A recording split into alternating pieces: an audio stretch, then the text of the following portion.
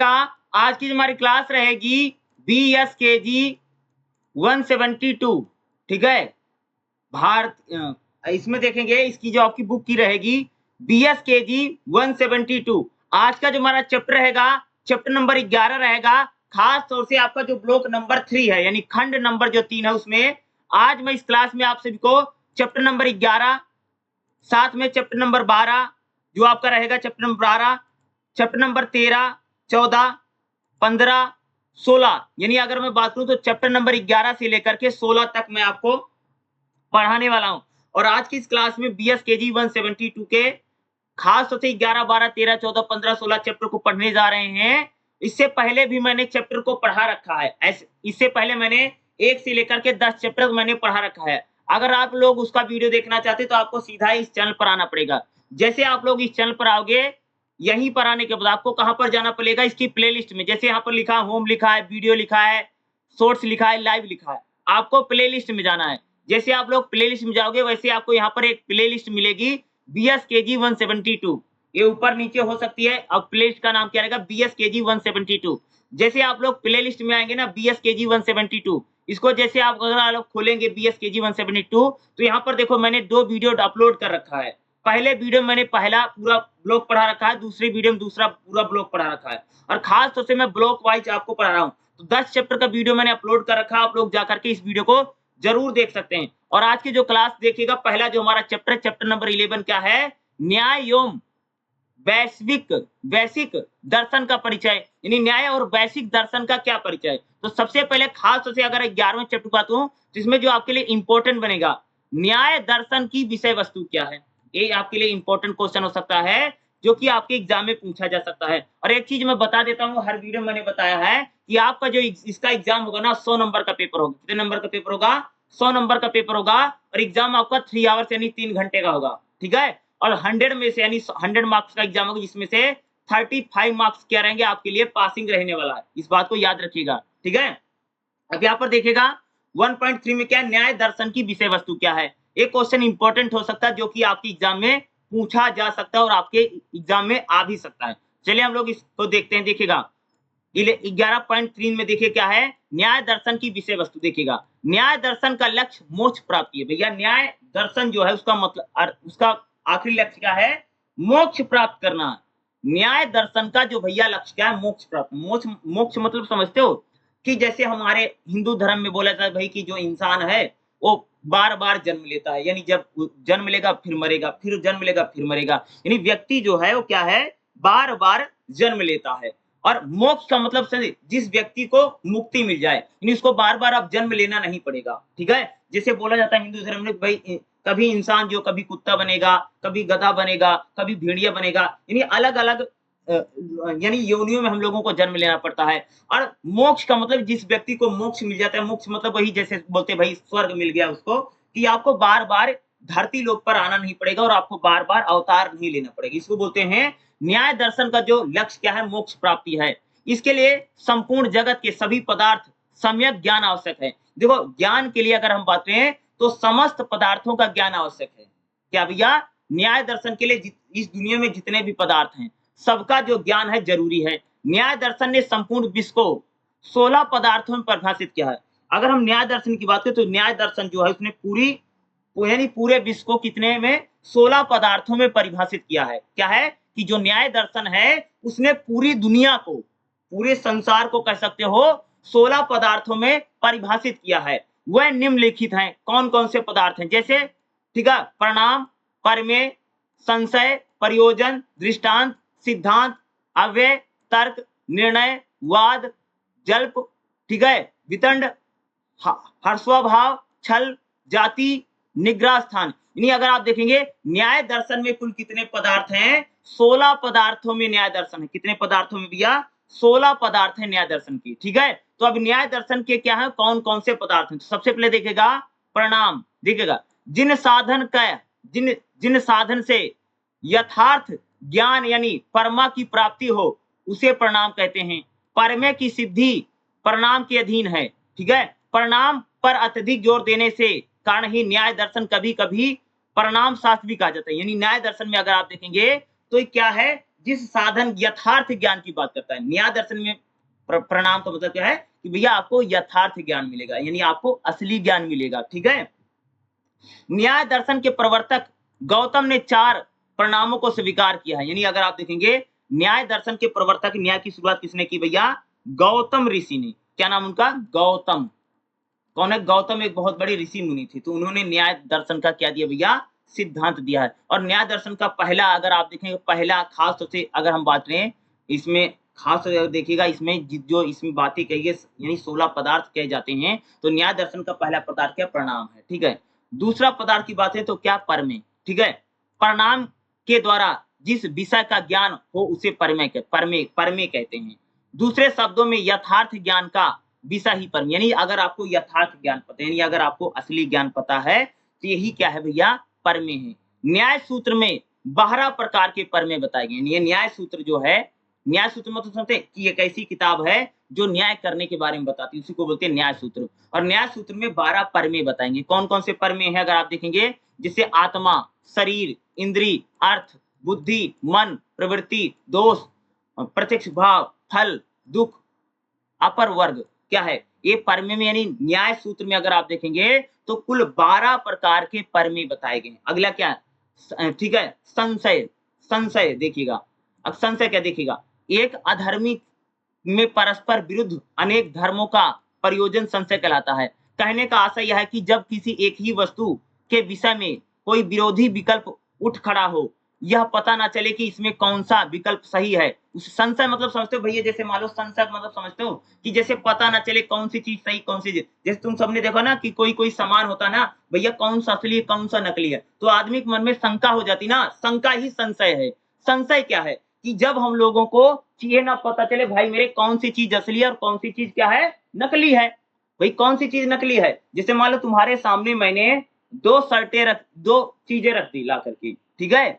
2 चीज़ें, अब भैया उसमें एक असली है, एक नकली है और तुम पहचान नहीं पा रहे भैया कौन असली है, कौन नकली है। तो तुम्हारे मन में क्या हो जाएगा? संशय। यही संशय, दूसरे शब्दों में मन की अनिश्चितता अवस्था ही संशय है। ये अगर आपके मन में अनिश्चितता है भई कौन-सा सही है, कौन-सा गलत है, इसी को हम लोग क्या बोलते हैं भैया? संशय बोलते हैं। यानी आपके मन में यह भावना है कि क्या चीज़ सही है और क्या चीज़ गलत है।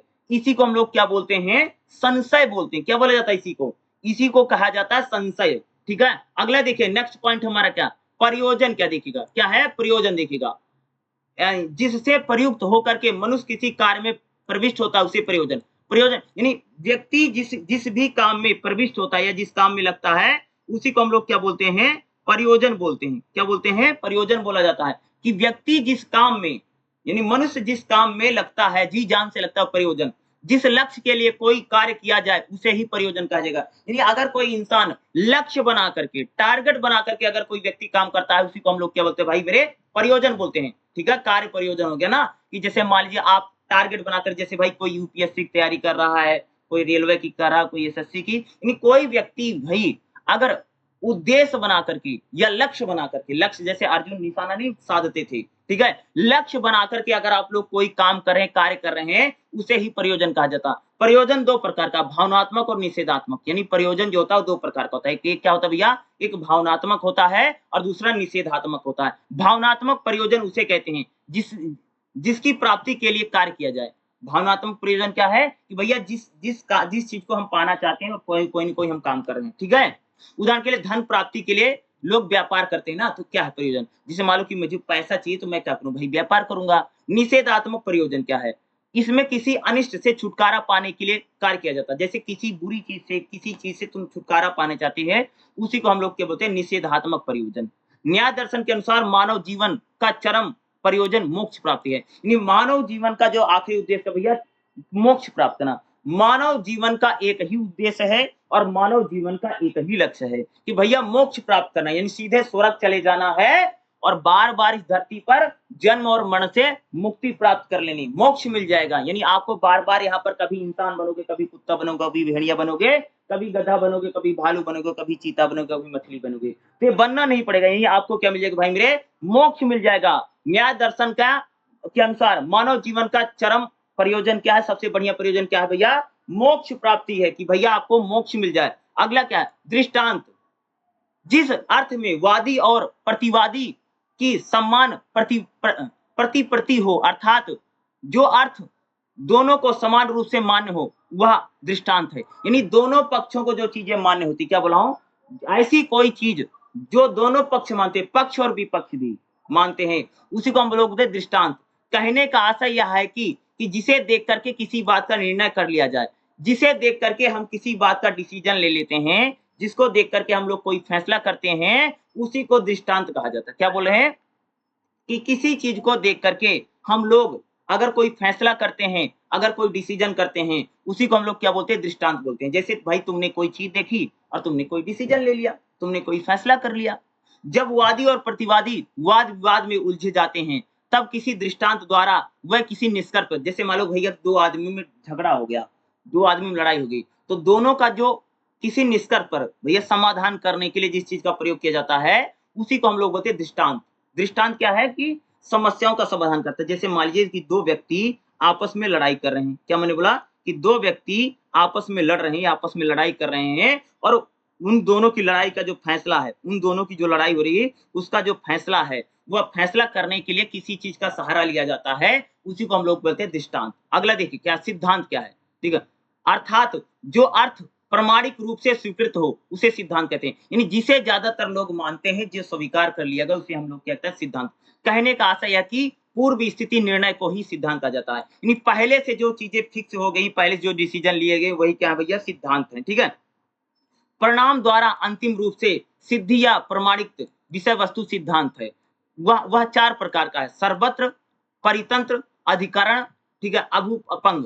यानी सिद्धांत का मतलब एक प्रकार से जो चीजें पहले से प्रमाणिक हैं, जिसको लोगों ने स्वीकार कर लिया, एक्सेप्ट कर लिया है, उसी को हम लोग क्या बोलते हैं भैया, सिद्धांत बोलते हैं। जैसे राज्य से तुम सबने राजनीतिक सिद्धांत पढ़ा होगा, सिद्धांत होता है। सिद्धांत क्या, सिद्धांत एक प्रकार से कह सकते हो कि किसी व्यक्ति के कोई विचार है, किसी व्यक्ति की कोई विचार है, जिसे लोगों ने सच मान लिया है, या ज्यादा से ज्यादा लोग क्या है, उसको मानते हैं, या कह सकते हैं कि उनका उनमें उसमें विश्वास है, वही क्या होता है भैया, सिद्धांत। अगला क्या है, अव्यय।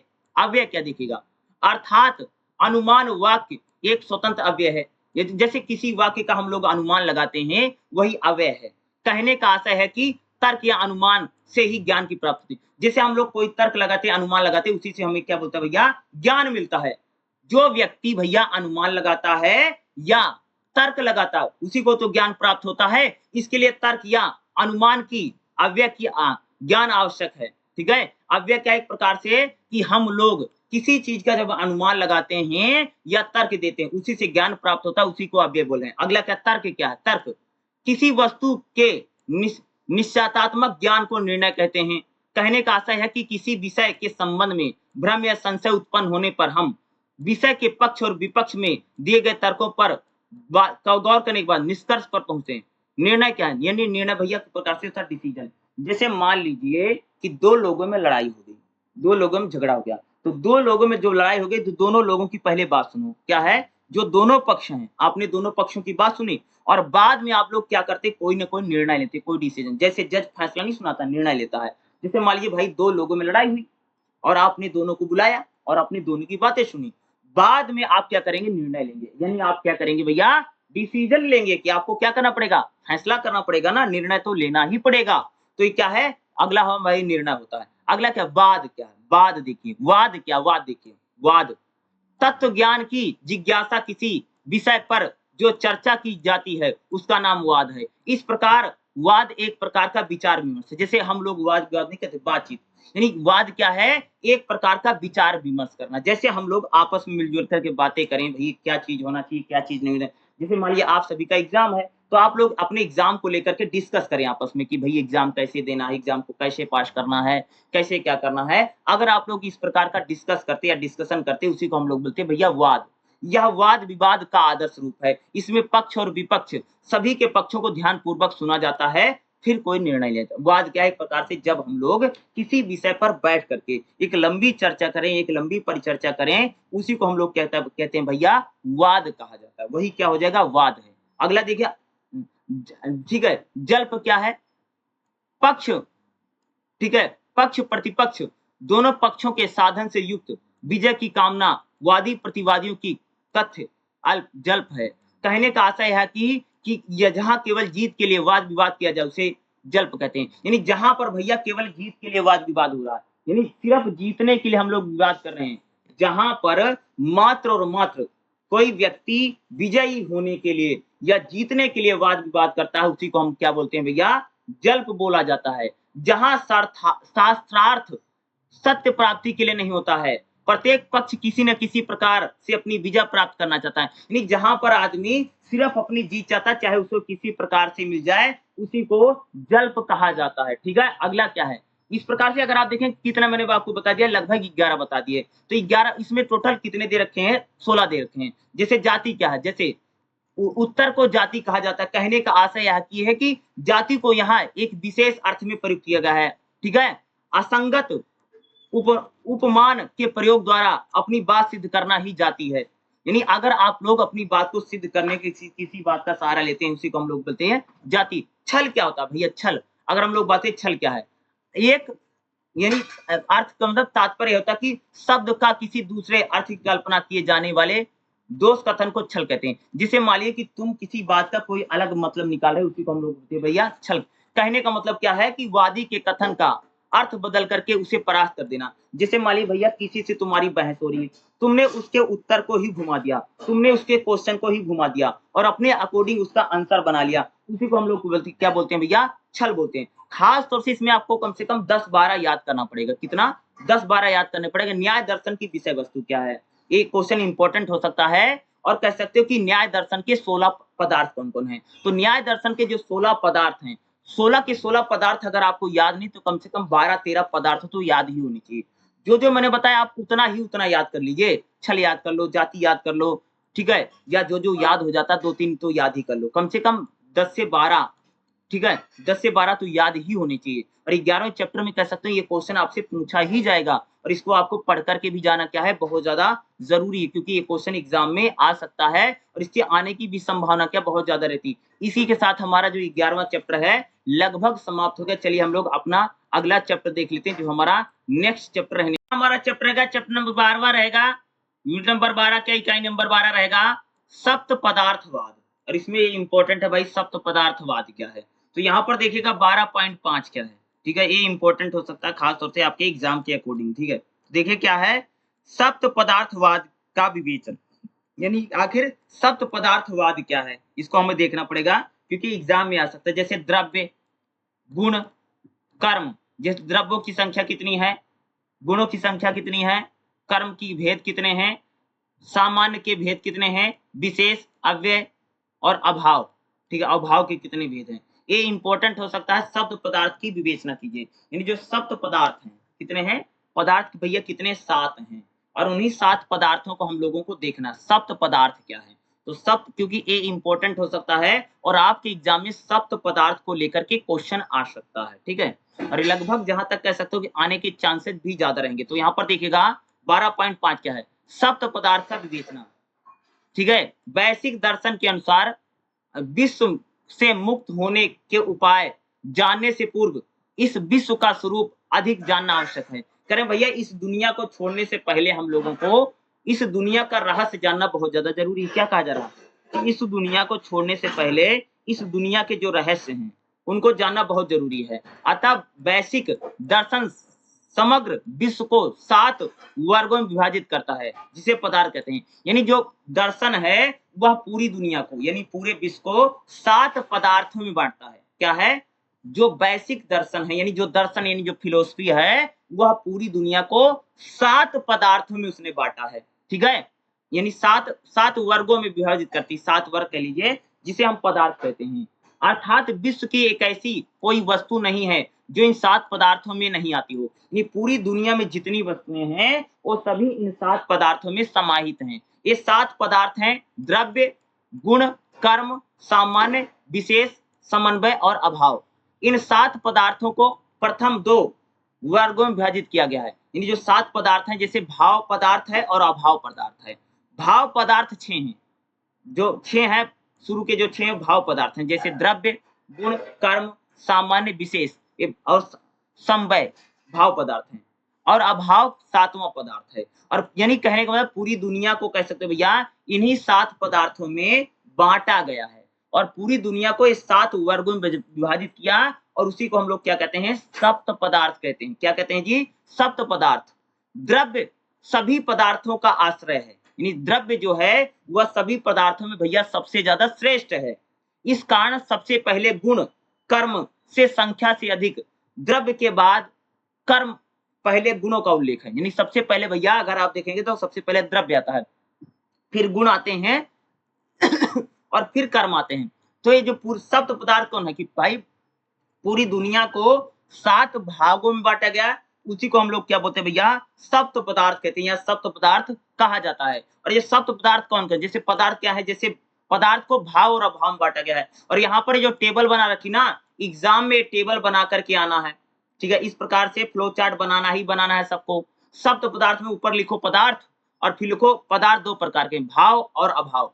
तो भाव कौन कौन है, जैसे द्रव्य है, गुण है, कर्म है, सामान्य है, विशेष है और संवय है। और अभाव में कौन सा अभाव, खाली अभाव ही है, अभाव में सिर्फ एक है, अभाव है।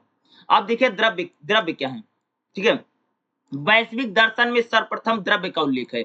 जो वैश्विक दर्शन है उसमें सबसे पहले द्रव्य आता है, क्योंकि यह सभी अन्य पदार्थों का आश्रय है। यानी सबसे महत्वपूर्ण क्या है, जो द्रव्य क्या है पदार्थ भैया, वो द्रव्य है, ठीक है। अगर हम लोग बात करें वैश्विक दर्शन में द्रव्य को धर्मी के रूप में स्वीकार किया गया। वैश्विक दर्शन उसमें क्या भैया, द्रव्य को धर्मी के रूप में माना गया है। धर्मी धर्माधर्मी भेद वैश्विक दर्शन का मूल सिद्धांत है। अतः धर्मी और उसमें रहने वाले धर्म परस्पर भिन्न भिन्न है। हमारे सामान्य अनुभव से भी यह बात पता चलती है कि संसार में कुछ वस्तुएं धर्मी और द्रव्य के रूप में हैं, जिन्हें आश्रित होकर के अनेक प्रकार के धर्म रहते हैं। तो द्रव्य मुख्यतः 4 लक्षण बताए गए, ठीक है। द्रव्य में कितने लक्षण भैया, 4 लक्षण बताए गए। अब देखिए द्रव्यों की संख्या कितनी है, ये आपके लिए इंपॉर्टेंट हो सकता है। सप्त पदार्थों में सबसे पहले भैया द्रव्य, तो द्रव्यों की संख्या कितनी है, द्रव्यों की संख्या, खास द्रव्य की संख्या कौन कौन है, द्रव्य कौन कौन देखिएगा। पृथ्वी, पृथ्वी एक प्रकार का द्रव्य है, जल एक प्रकार का द्रव्य है, तेज एक प्रकार का द्रव्य है, वायु एक प्रकार का द्रव्य है, आकाश एक प्रकार का द्रव्य है, काल एक प्रकार का द्रव्य है, दिग एक प्रकार का द्रव्य है, आत्मा एक प्रकार का द्रव्य है और मन एक प्रकार का द्रव्य है। तो द्रव्यों की संख्या कौन कौन सी बताई गई, खास सुनना। जो हम लोग द्रव्य की बात करें, द्रव्य कौन कौन से, पृथ्वी, जल, तेज, वायु, आकाश, काल, दिक, आत्मा, मन, ये क्या है, ये द्रव्यों की संख्या है। कितनी है, ये द्रव्यों की संख्या यहाँ पर बताई गई, ठीक है।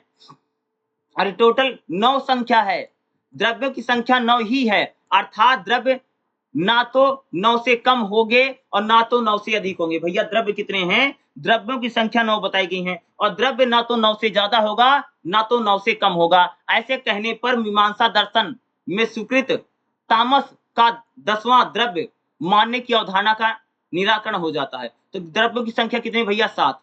द्रव्य के बाद अगला जो कह सकते हैं भैया गुण, गुण क्या है।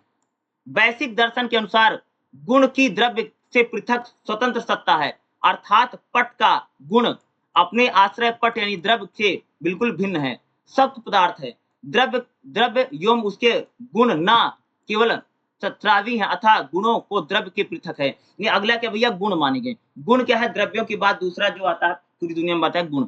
तो गुण कितने हैं, गुणों की संख्या बताएगी 17। भैया गुण कितने हैं, टोटल कह सकते हैं गुण 17 बताएंगे। कितने गुण है, 17 है। कौन कौन से, अगर देखिएगा, रूप, रस, गंध, स्पर्श, संख्या, परिणाम, पृथक, संयोग, विभाग, ठीक है, पारतत्व, अपारतत्व, बुद्धि, सुख, दुख, इच्छा, द्वेष, ठीक है, प्रयत्न। ये क्या है, 17 कह सकते हैं एक प्रकार से गुणों की संख्या बताएगी। गुण कितने हैं भैया, गुणों की संख्या कितनी बताएगी, 17 बताएगी। गुण भैया 17 है। 17 के 17 गुण आपको पता भी होने चाहिए कि भाई ये 17 के जो गुण हम लोग देख रहे हैं सप्त पदार्थ में, अगर आप लोग देखेंगे तो इस सप्त पदार्थ में कह सकते हो कि जो 7 पदार्थ हैं या पूरी दुनिया के जो 7 पदार्थों में बांटी गई है उसमें सप्त पदार्थ में गुण कितने हैं भैया, गुणों की संख्या 17 बताई गई। अगला देखिए, जैसे यहाँ पर लिखा ना, जैसे 17 गुण कौन कौन से हैं, गुणों की संख्या 17 से भी ज्यादा हो सकती है, ठीक है। और ये आगे चल करके पहले 17 थे लेकिन बाद में इनकी संख्या 24 हो गई। तो 24 कौन कौन से, जैसे यहाँ पर दे रखा है, पहला रूप, रस, गंध, स्पर्श, संख्या, परिणाम, पृथकत्व, संयोग, विभाग, पारतत्व, अपारतत्व, गुरुत्व, द्रव्यत्व, शब्द, बुद्धि, सुख, दुख, इच्छा, द्वेष, प्रयत्न, धर्म, अधर्म, संस्कार। यानी टोटल कह सकते हैं कि भाई ये 24 गुण बताएंगे। कितने बताएंगे? अगला भैया कर्म। वैश्विक दर्शन के अनुसार कर्म क्रिया द्रव्य की महत्वपूर्ण विशेषता है। द्रव्यों में परिवर्तन अथवा गति के साक्षात कारण को वैश्विक दर्शन में कर्म कहा जाता है। ठीक है, वैश्विक दर्शन के अनुसार कर्म केवल, ठीक है, पर्यायवाची होता है, यानी प्रथम क्षण की उत्पत्ति एवं पंचम क्षण में नाश हो जाता है। उसके वास्तविक स्थिति केवल बीच के केवल 3 हैं: विभाग, पूर्ण देश संयोग और उत्तर देश संयोगोत्ति में ही रहती है। यानी कर्म बताएंगे। कर्म देखो, एक ही तत्व पर आश्रित गुण और संयोग और विभाग की उत्पत्ति जो निरपेक्ष कारण है वो वही कर्म कहलाता है। कर्म के कौन-कौन से भेद हैं? जैसे यहाँ पर कर्म के भेद बताए गए। जैसे हम लोगों ने कर्म की बात की। कर्म कितने भैया? कर्म के कौन-कौन से? जैसे उत्प्रेक्षा, अवक्षेपण, ठीक है, अनुचन, प्राशन और गमन। ये क्या है? कर्म के का भैया एक प्रकार से भेद हैं। अगले सामान्य का देखो, वैश्विक दर्शन का मानना है कि हमारे अनुभव की विविधता जागृत वस्तुओं की अनेकता सिद्ध होती है, अतः उन विविध जागृत वस्तुओं का एक सामान्य समानता की भी होती है। देखो यहाँ पर कहा जा रहा है कि भैया कि कोई भी चीज हो उसमें अनुभव जो है उसकी बहुत बड़ी माना जाता है कि अनुभव ये समान तत्व, ठीक है, ये जो समान तत्व होते हैं इनको हम लोग सामान्य कहते हैं। जो समान तत्व हैं यानी ऐसी चीजें जो सभी मिलती हैं, सभी चीजों में पाई जाती हैं, उनको हम क्या कहते हैं भैया? समान तत्व कहा जाता है। यह समान तत्व को ही सामान्य कहा गया है। क्या बोलोगे? समान तत्व को ही सामान्य कहा गया है। बोलचाल में सामान्य का अर्थ है समान विशेषता या गुण धर्म वाला। जिसकी समान विशेषता या जो समान गुण धर्म है उसको ही हम लोग क्या कहते हैं भैया? सामान्य मानते हैं। ठीक है, सामान्य का लक्षण कह सकते हैं कि वो जो एक और अनेक अवगुणों, ठीक है, अनुगत वह सामान्य है। क्या है कि भैया गुण हो या अवगुण है सभी बराबर हैं, उसी को हम सामान्य कहते हैं। क्या कहा जाता है? सामान्य। अगला, सामान्य के कितने भेद हैं? सामान्य के 2 भेद हैं। सामान्य के कितने भेद हैं? पर और अपर।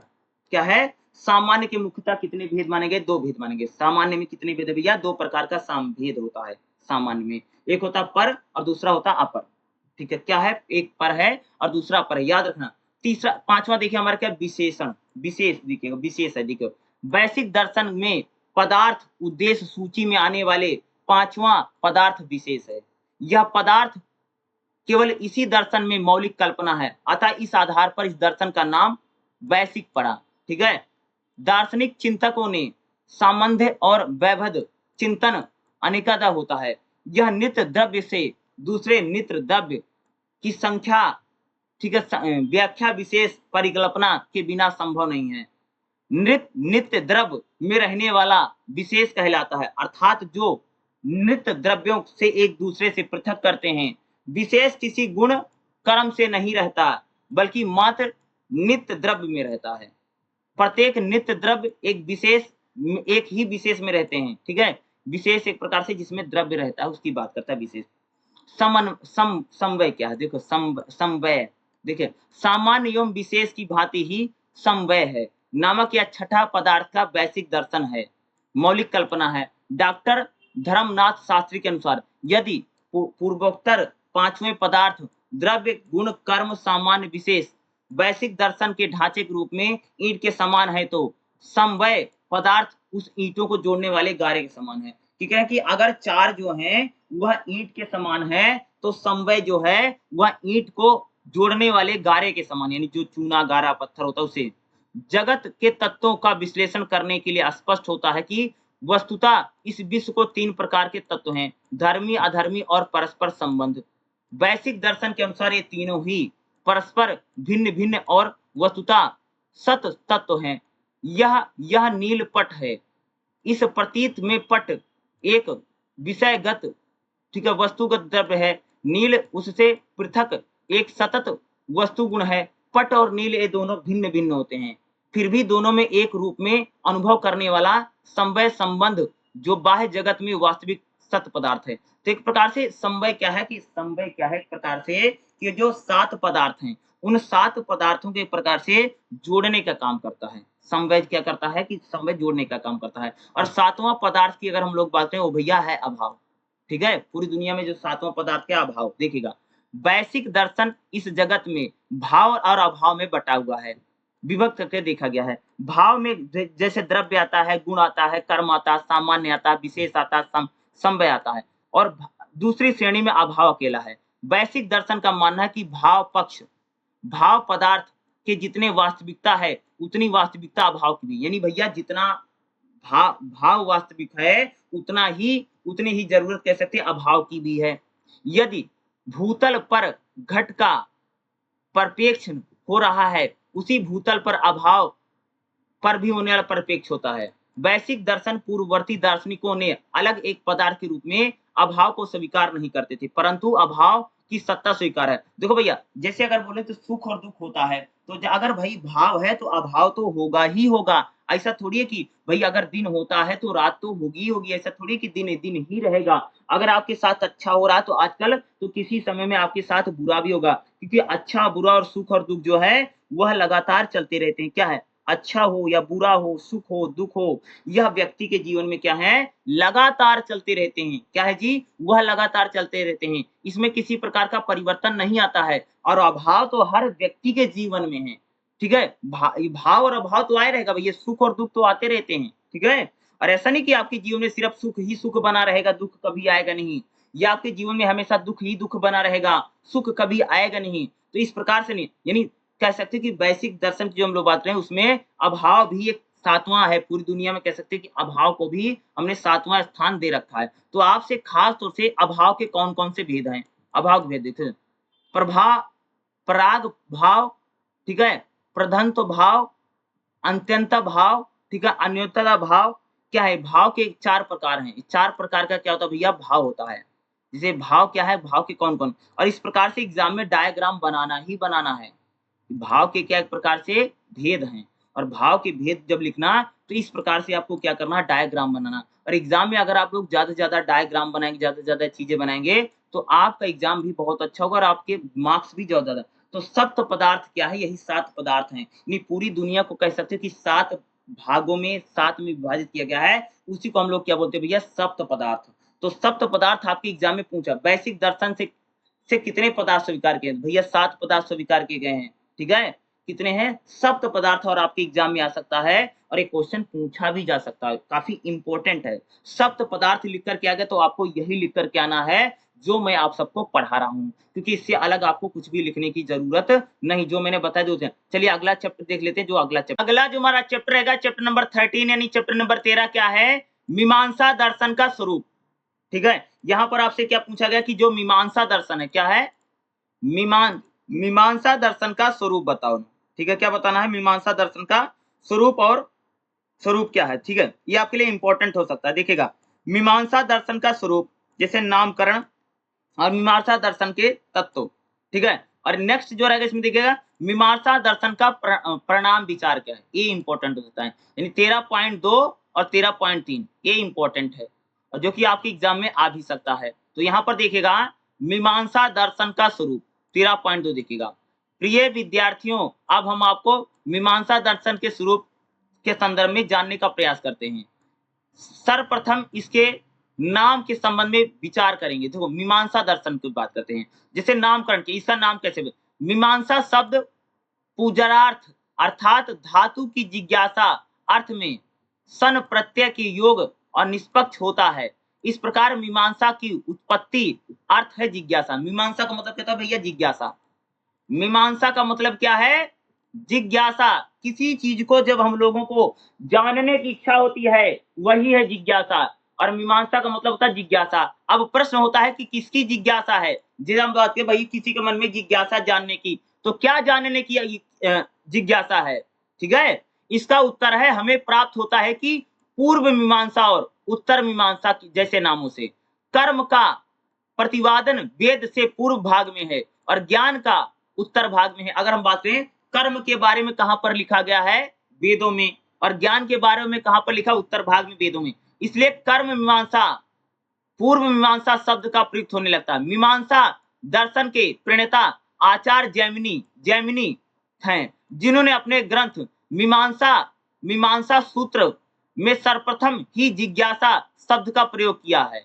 धर्म जिज्ञासा कहते हुए, यानी किसी चीज को अगर हमारे मन में जानने की इच्छा है, उसी को हम लोग मीमांसा बोलते हैं। जैसे तुम ज्ञान को जानना चाहते हो, तो भाई जिज्ञासा ज्ञान को जानने की। तुम कर्म को जानना चाहते हो, जो तुम जिज्ञासा है। तुम पदार्थ को जानना चाहते हो, तुम पृथ्वी को जानना चाहते हो, किसी भी चीज को अगर व्यक्ति जानना चाहता हो, क्या भैया मीमांसा। मीमांसा क्या है? किसी भी चीज को जानने की इच्छा। तुम गुण को जानते हो, तुम जानना चाहते हो, तुम धर्म को जानना चाहते हो, तुम ज्ञान को जानना चाहते हो, ठीक है? या तुम धातु को जानना चाहते हो, क्या है? यही हमारे कहते भैया मीमांसा। मीमांसा यानी जब हमें किसी चीज को जानने की इच्छा है, ठीक है? जैसे ज्ञान मीमांसा है, तत्व मीमांसा है। जैसे ज्ञान मीमांसा क्या है बताती है कि भैया अगर आप ज्ञान को जानना चाहते हैं, तत्व क्या है? आप सभी तत्वों के बारे में जानना चाहते हैं, तो क्या है? तत्व मीमांसा हो जाएगी ना। तो नामकरण कैसे कि भाई मीमांसा क्या? किसी चीज को जानने की हम लोगों में इच्छा है। मीमांसा दर्शन क्या देखिएगा, मीमांसा का मुख्य उद्देश्य है वैदिक कर्म कांड की पुष्टि करना। मीमांसा का मतलब क्या है कि जो वेद हैं, उसमें जो कर्म कांड हैं, उसमें बहुत सारे रीति रिवाज हैं, पूजा पद्धति हैं, तो उनका पुष्टि करना या उनको सही बताना, ठीक है? जान करके भैया ये सही है गलत है। तो भैया वेदों में अगर आप देखोगे तो बहुत सारे पूजा पाठ धर्म को लेकर के बहुत सारी बातें लिखी हैं। तो मीमांसा का दर्शन क्या है कि भैया मीमांसा का मुख्य उद्देश्य है वेद में, जो हमारे वेद हैं उसमें जो कर्म कांड है उनको पुष्टि करना, उनको सही बताना। इस हेतु वैदिक विधि निषेध का अर्थ समझने के लिए आपस में उसकी संगति व्यवस्थित करने हेतु व्याख्या प्रणाली स्थापित करना होता है। कर्म कांड के मूल सिद्धांतों में युक्ति पूर्वक टीका प्रतिवेदन करना मीमांसा का मुख्य ध्येय है। यानी मीमांसा का मूल मकसद क्या है कि प्रतिवेदना करना, ठीक है? मीमांसा का यानी प्रतिवेदना एक प्रकार से है किसी चीज को जानने के लिए आवेदन करना, प्रतिवेदना। वर्तमान में हमें मीमांसा दर्शन दिखाई देता है, उसे भी कर्मकांड के विषय में कर्म उसकी वर्णन करता है। यानी मीमांसा दर्शन ये बताता है कि भैया जो वेद में कर्म कांड है, जो पूजा है, जो पाठ है, क्या क्या कर्म दिए गए हैं, उनको जानना, ठीक है? मीमांसा दर्शन यही बताता है, ठीक है? कह रहा ना। इसके अतिरिक्त मीमांसा में वाक्य और पद के अर्थ में संबंध में गंभीर चिंतन हुआ है, इसे ही वाक शास्त्र कहते हैं। मीमांसा के अंतर्गत सत स्वाद्विक अधिकार, उत्तराधिकार, दत्तक, उनके अधिकारों का मीमांसा अगर आप देखेंगे तो मीमांसा में भैया उत्तराधिकार का क्या है? दत्तक पुत्र के, उसमें कई सारे अधिकारों को बताया गया। हिंदुओं में कैसी शादी होगी, कैसे ब्याह होंगे, कैसे संस्कार होंगे, ठीक है? पुत्र को क्या अधिकार होगा, पत्नी को क्या अधिकार होगा, इस प्रकार की बातें कह सकते हैं कि वेदों में लिखी गई हैं। कहां पर लिखी गई भाई मेरे? वेदों में लिखी गई हैं। तो वेदों में जो कर्म कांड लिखे गए हैं, हिंदू धर्म में शादी कैसे होगा, हिंदू धर्म में भैया पुत्र को क्या अधिकार मिलेगा, हिंदू धर्म में एक प्रकार से संपत्ति का अधिकार होगा, तो वेदों में सारी बातें लिखी गई हैं। और मीमांसा दर्शन जो है इन सभी चीजों को जानना चाहता है। मीमांसा एक प्रकार से है कि जब हम लोग किसी चीज को जानना चाहते हैं, और मीमांसा दर्शन का मुख्य उद्देश्य ये है कि वेदों में जो कर्म कांड बताए गए हैं, जो पूजा पाठ हवन यज्ञ जो बताए गए हैं, उनको जानना ही क्या है? मीमांसा दर्शन कहलाता है, ठीक है? अगला देखिएगा, मीमांसा दर्शन का परिणाम विचार क्या देखिएगा। मीमांसा का ज्ञान विचार बहुत ही सूक्ष्म और गंभीर है। यानी मीमांसा का जो ज्ञान है वो बहुत ही विचार और सूक्ष्म है, गंभीर है। मीमांसा में प्रणाम प्रणय आदि का विवेचन होता है। मीमांसा में 6 प्रणाम माने गए, जैसे प्रत्यक्ष, अनुमान, उपमान, शब्द, अर्थ उत्पत्ति और अनुलुब्धि। प्रत्यक्ष को छोड़ करके सभी प्रणाम परोक्ष हैं। इसे स्थल में भी हम जान लेना चाहिए, ठीक है? यानी खास तौर से मीमांसा दर्शन का परिणाम विचार का देखिए। पहला क्या है? प्रत्यक्ष प्रमाण। प्रभाकर के अनुसार प्रत्यक्ष ज्ञान में विषय और की साक्षात प्रतीत होता है। किसी भी विषय के प्रत्यक्षीकरण में आत्मा ज्ञान और विषय का प्रत्यक्षीकरण होता है। देखो किसी विषय के बारे में जैसे हम लोग उसकी आत्मा को, ज्ञान को और विषय को जानेंगे, यही प्रत्यक्ष प्रमाण। किसी चीज को हम लोग बेहतर तरीके जानते हैं, नहीं प्रत्यक्ष यानी जो चीजें हमको दिखाई देती हैं, अगर हम उन चीजों को जान लेते हैं, वही प्रत्यक्ष प्रमाण है। प्रत्यक्ष मतलब समझते हैं जो चीजें हमको दिखाई दे रही हैं भैया, वही प्रत्यक्ष प्रमाण है। जैसे सबूत के आधार पे हम लोग बात करें भैया कि जैसे कोई बात हो तो वही सबूत आपको दिखाना पड़ेगा, वही प्रत्यक्ष प्रमाण है। ऐसा सबूत जो हमको दिखाई देता है, जो हमारी अपनी आँखों से देखते हैं, वही प्रत्यक्ष प्रमाण है। क्या है? वही प्रत्यक्ष है, उसको हम मानना चाहिए। तो मीमांसा दर्शन कहता है प्रत्यक्ष प्रमाण को मानता है, ठीक है? अगला क्या है? अनुमान प्रमाण को, यानी किसी चीज़ का अगर हम लोग अनुमान लगा लें, भई ये चीज़ ऐसी हुई होगी या ऐसी होती होगी, ये क्या अनुमान प्रमाण है। किसी चीज़ को अगर हम लोग प्रमाण माने यानी सच माने तो अनुमान लगा लेते हैं। क्या लगाते हैं भैया? अनुमान कि भैया उसके साथ ऐसा हुआ होगा, वो लोग वहाँ पर गए होंगे। जैसे हम लोग कई बार होता है जैसे मान लीजिए कि आपके घर से कोई बाहर गया, तो आप लोग कई बार अनुमान लगे पता नहीं भगवान क्या हो गया होगा, आदमी फ़ोन करने लग जाता है ना, तो हम लोग क्या करते हैं अनुमान लगा लेते हैं।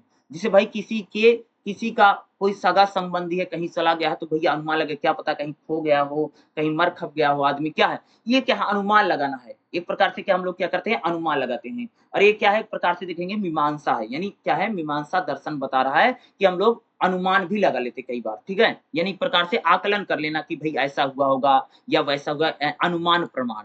क्या है? अनुमान प्रमाण, जिसे अनुमान लगाना। उपमान क्या है? उपमान प्रमाण के संबंध में बात करें तो मीमांसा के अनुसार उपमान जन ज्ञान तब होता है जब हमें पहले देखी गई वस्तु की सामान्य अन्य किसी वस्तु को देख कर के समझते हैं कि श्रीमती वस्तु प्रत्यक्ष वस्तु। जैसे उपमान क्या है? जैसे आपने कोई वस्तु देखी है, कोई चीज़ देखी है और उसको जैसे आपके मन में कोई चीज़ है और सेम वैसी चीज़ अगर आपको कोई दिखाई देगी तो आप उसकी याद आ जाएगी। जैसे मान लीजिए कि आप किसी को पसंद करते हैं, ठीक है? और उसी की जैसी कोई और आपको दिखेगी तो आपको फलाने उसकी याद आ जाए, ठीक है? ये क्या है? उपमान प्रमाण है। जैसे आपने कोई वस्तु देखी है, ठीक है? जो आपको पसंद है, उसके जैसी हूबहू या कम अगर कोई चीज़ दिखाई देती है, तो आप उस चीज़ की याद आ जाए, यही क्या है? उपमान प्रमाण है, ठीक है? यानी किसी देखी हुई चीज़ को देखी जो आपको पसंद है, किसी दिखी हुई जो आपकी चीज़ है, उसके जैसे अगर कोई चीज़ आपको दिखाई देती है, तो आपको जो पुरानी चीज़ आपने पहले देख रखी है, अगर उसको याद आ जाती है, वही उपमान प्रमाण है, ठीक है? न्याय न्याय दर्शन में उपमान का उदाहरण है, ठीक है? दिया जाता है। मान लीजिए किसी व्यक्ति ने गाय देखी है, परंतु वह नील गाय से परिचित नहीं है, तो उसे बताया जाता है कि गौ के समान नील गाय होती है। जैसे तुमने भैया कोई चीज़ लिखी, जैसे मान लो तुमने एक प्रकार से तुमने कोई चीज़ देख रखी, जैसे कह रहे यही बता रहे भई कि जैसे तुमने गाय देख रखी है और तुमको कोई बताए कि भैया नील गाय जानते हो? तो तुम नील गाय तो नहीं जानते हो, तो बोलेगा जैसे गाय होती है वैसे नील गाय होती है। क्या होती है? जैसे गाय होती है वैसे नील गाय होती है। जैसे मान लीजिए भाई तुमने कोई जानवर देख रखा है, जैसे मान लो तुमने चीता देख रखा है। क्या देख रखा है? चीता देख रखा है और तुम शेर के बारे में नहीं जानते, तो बोलोगे भैया जैसे चीता होता वही लगभग वैसे शेर होता है, लेकिन जो शेर होता है उसके बाल होते हैं, ठीक है? आगे जो होता है बाल होता है। ये क्या उपमान प्रमाण है, यानी किसी चीज़ को देखा हो तुमने असली चीज़ नहीं देखी है, उसके जैसी वो चीज़ दिखाई देती है, तो आदमी बताएगा ये जैसी तुम देख रहे हो लगभग ऐसी ही होती है। तो क्या है? जैसे मान लो भैया तुमने चीता देखा है, शेर नहीं देखा है, तो कोई बताए भैया जैसे चीता होता है वैसे शेर होता है, लेकिन शेर का क्या था? बाल होता है। तो तुम एक अनुमान लगा लो, उपमान कर लो, इसी को हम लोग क्या है? उपमान प्रमाण बोलते हैं, ठीक है? शब्द प्रमाण क्या है? मीमांसा दर्शन में वेद को प्रमाण मानते हैं। ऐसा सार्थक वाक्य जो किसी विश्वस्त व्यक्ति का हो, ज्ञान प्राप्त करने वाला हो, उसे शब्द प्रमाण कहते हैं। शब्द प्रमाण के 2 भेद हैं, ठीक है? शब्द प्रमाण के यानी किसी की कही गई बातों को जब माना जाए, यानी किसी व्यक्ति ने कोई बात कह रखी हो, किसी ने व्यक्ति ने कोई बात बता रखी है, उसको ही सही माना जाए, वही शब्द प्रमाण है। किसी व्यक्ति के जो शब्द हैं, किसी व्यक्ति के जो वाक्य हैं, किसी व्यक्ति की जो बातें हैं, उसी को हम लोग जो सही मान लेते हैं, वही क्या भैया? शब्द प्रमाण है। जैसे तुम देखो कोई ऋषि है, मुनि है, बहुत पहले जो हमारी किताबें लिखी गई, पुस्तकें लिखी गई हैं, हम लोग उनको सच मानते हैं ना भाई, वही क्या है? शब्द प्रमाण है। यानी किसी व्यक्ति के द्वारा कही गई बातों को ही हम लोग अगर सच मान ले, वही क्या होता है भैया? शब्द प्रमाण होता है। क्या होता है जी? शब्द प्रमाण क्या है? किसी व्यक्ति ने कोई बात कह रखी है, क्या है? किसी व्यक्ति ने कोई बात कही और अब हम लोग उसी व्यक्ति की बात को अगर हम लोग सच मान ले, वही क्या हो जाएगा? शब्द प्रमाण होगा। क्या हो जाएगा जी? उसी को हम लोग क्या बोलेंगे? शब्द प्रमाण कहा जाता है कि भई किसी ने कोई बात कही थी, आज हम लोग उसको सच मान रहे हैं, ठीक है? अर्थ अर्थ अर्थपतीत प्रमाण क्या है? 5वें प्रमाण में मीमांसा अर्थपतीत को मानता है। अर्थ और आपत्ति के संयोजन से अर्थपति शब्द बना है। अर्थ का आशा है विषय और आपत्ति का है कल्पना। अर्थपति का अर्थ हुआ है, यानी अर्थपतित का अर्थ है किसी विषय की कल्पना, जिसे हम लोग किसी चीज की कल्पना करके उसको सच मान लें, ठीक है? वही है। जब कोई ऐसी घटना देखने में आती है जो बिना एक दूसरे की कल्पना किए समझ में नहीं आती है, उस अदृश्य विषय की कल्पना करें जो अर्थपतीत कहते हैं, ठीक है? ये अर्थपतीत क्या है कि भैया कहने का मतलब क्या है कि तुम किसी चीज की कल्पना करो, सोचो विचारो। जैसे तुमने कोई घटना देखी है, उसके जैसी कोई घटना तुम उसकी कल्पना करो, वही क्या है? अर्थपतीत प्रमाण है। क्या है? वही अर्थपतीत प्रमाण है। अर्थपतीत प्रमाण क्या होता है कि भाई कोई घटना देखने में आती है, सेम उसकी कल्पना करके आप किसी और घटना के बारे में अगर आप सोचते हैं, वही क्या अर्थपतीत प्रमाण है। क्या है? उदाहरण के लिए जैसे आप अपने मित्र के घर जाकर के पूछा कि क्या ठीक है, अंशिका घर पर है, उत्तर मिला अंशिका घर पर नहीं है। सुनते ही अर्थपति से आपने समझ लिया कि अंशिका बाहर है। यह अंशिका के घर पर अनुपस्थित के साथ उसके जीवित रहने का समन्वय हो सकने के कारण अर्थात श्रोता के बाहर होने का आशय पता लग गया, समन्वय कर लेता है। देखो अर्थपतीत प्रमाण क्या है कि जैसे भाई तुम किसी से मिलने गए और किसी के घर वालों ने बोला कि आज वो है नहीं, तो तुमको लगा कि भाई आज कहीं घूमने गया, कहीं बाहर गया होगा, यानी तुमने उसका मतलब निकाल लिया, उसका अर्थ निकाल लिया। जैसे तुमने किसी से आप कहीं गए थे, ठीक है? और आपने कोई चीज़ माँगी, कोई वस्तु खरीदी दुकानदार से और दुकानदार बोला कि भई अभी मेरे पास है नहीं, तो तुमको लगा होगा कि भई आई नहीं होगी या लेकर के नहीं आएगा या छूट गई होगी। तो आदमी लगाता ना कि यानी क्या है कि अगर कोई व्यक्ति तुमको कोई चीज़ ना मिले, उसके बारे में आप सोच लें उस चीज़ को, ठीक है? क्या है? उस ये अर्थपतीत प्रमाण, किसी चीज़ के बारे में जब हम लोग कल्पना करते हैं, क्या करते हैं जी? कल्पना करते हैं। जैसे कोई व्यक्ति कल्पना कर रहा होगा भई सोच रहे हैं कि जैसे एग्ज़ाम हमारा पास हो जाएगा, हमारे इतने-इतने नंबर पास हो जाएँगे, यही क्या है? अर्थपतीत प्रमाण है। ठीक है? क्या है? अर्थपतीत प्रमाण होता है कि भई जैसे मान लीजिए आप लोग एग्ज़ाम की तैयारी कर रहे हैं, ठीक है? और आप लोग अभी से सोच लें कि मेरे इतने मार्क्स आ जाएँगे, इतने नंबर आ जाएँगे, ये क्या है? यानी विषय की कल्पना करना, किसी चीज़ के बारे में सोचना, किसी चीज़ की कल्पना करना क्या है? वही अर्थपतीत प्रमाण होता है, ठीक है? ये आपके लिए अनुपलब्धि प्रमाण क्या है? देखिएगा, अनुपलब्धि प्रमाण कुमार लिंगढ भट्टम और अद्वैत वेदांत ने स्वीकार किया है। प्रभाकर अनुलुब्धि अनुपलब्धि को स्वतंत्र प्रमाण नहीं मानते हैं। किसी विषय के अभाव का जो साक्षात ज्ञान होता है, वह अनुपलब्ध प्रमाण है। यानी अनुपलब्ध प्रमाण यानी ऐसा प्रमाण जो अभी तक मिला नहीं है, जिसको बताया गया कि भैया वो अभी है नहीं प्रमाण, सबूत। जैसे तुमने बताया कि भैया किसी ने बताया थी कि अभी वो जो सबूत है नहीं, बाद में सबूत मिलेगा तो बताया जाएगा, ठीक है? जैसे भूताल पर घड़े का अभाव, प्रश्न होता है कि भूताल पर घड़े के अभाव का ज्ञान हमें कैसे होता है? मीमांसा के अनुसार घड़े का भाव का ज्ञान हमें अनुभूति द्वारा होता है। जिस प्रकार भूतल अर्थात जमीन पर दरी, लकड़ी, कुर्सी आदि विद्यमान है, उसी प्रकार से साक्षात ज्ञान होता है। उसी प्रकार घड़े का भाव का भी ज्ञान। जैसे मान लीजिए कि भाई तुम्हारे घर में कोई चीज़ है और तुमने एक प्रकार से अनुमान लगाया कि ये भी चीज़ है। अनुपलब्ध प्रमाण क्या है? कि जैसे मान लो कि तुम्हारे घर में तुम्हारे पास 2 पेन है, ठीक है? और तुम्हारे पास भैया जैसे ब्लैक पेन है, ब्लू पेन है और तुमने क्या है तुम्हारे पास रेड पेन नहीं, क्या ये अनुपलब्ध प्रमाण है। तुम्हारे पास वो चीज़ बाद में आ सकती है, लेकिन अभी तुम्हारे पास नहीं है ना, ये क्या अनुपलब्धि प्रमाण है। यानी अभी वो तुम्हारे पास मौजूद नहीं, क्या बोला?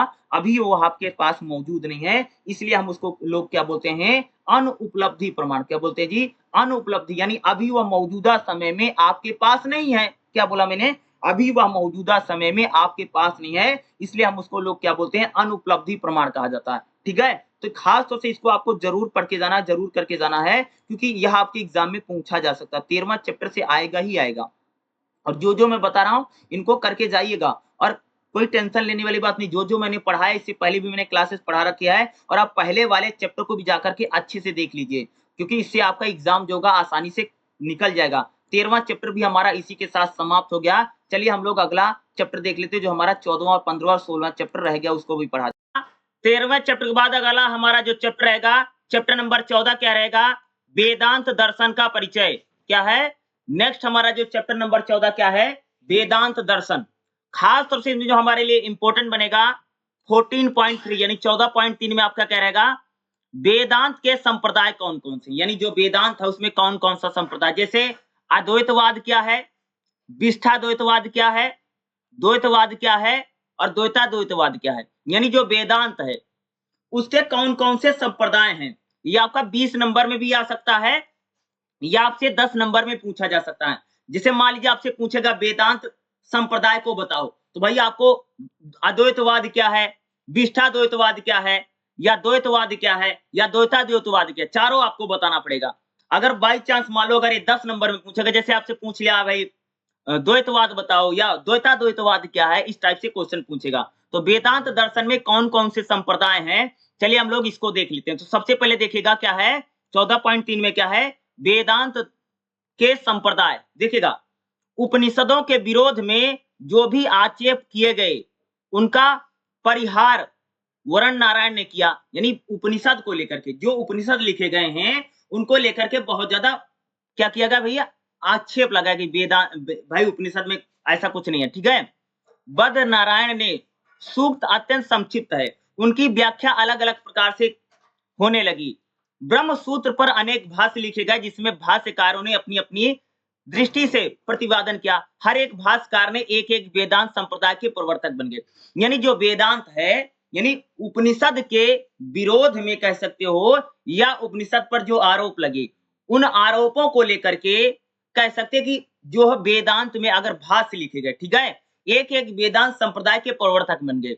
शंकर, रामानुजन, माधवाचार्य, वल्लभाचार्य, निम्बका आदि ने भिन्न भिन्न संप्रदाय में चल पड़ी। यानी अगर आप देखें, शंकर है, रामानुजाचार्य है, माधवाचार्य है, वल्लभाचार्य है, निम्बका है, यानी इन लोगों ने अलग अलग वेदांत के दर्शन दिए। जैसे द्वैताद्वैतवाद है, अद्वैतवाद है, विशिष्टाद्वैतवाद है। जैसे अगर आप देखें, जैसे शंकर देव है, रामानुज है, माधवाचार्य हैं, वल्लभाचार्य हैं, निम्बकाचार्य हैं, इन लोगों ने अलग अलग क्या किए हैं, अलग अलग दर्शन को इन्होंने क्या किया है, बताया है। ठीक है, और इन्होंने अलग अलग जो संप्रदाय है, जो दर्शन, उसके बारे में, जैसे मैंने आप सबको बताया कि भाई जो वेदांत संप्रदाय है, ठीक है, जो वेदांत संप्रदाय है उसमें जो वेदांत में जो दर्शन दिए गए, ठीक है, उसमें इन 4-5 लोगों ने दिए, अलग अलग जो संत हैं, मुनि हैं, उन लोगों ने क्या दिया, वेदांत के अलग अलग संप्रदाय दिए हैं। ठीक है, वस्तुतः विद्वानों ने उपनिषदों को उनके वास्तविक रूप में न लेकर के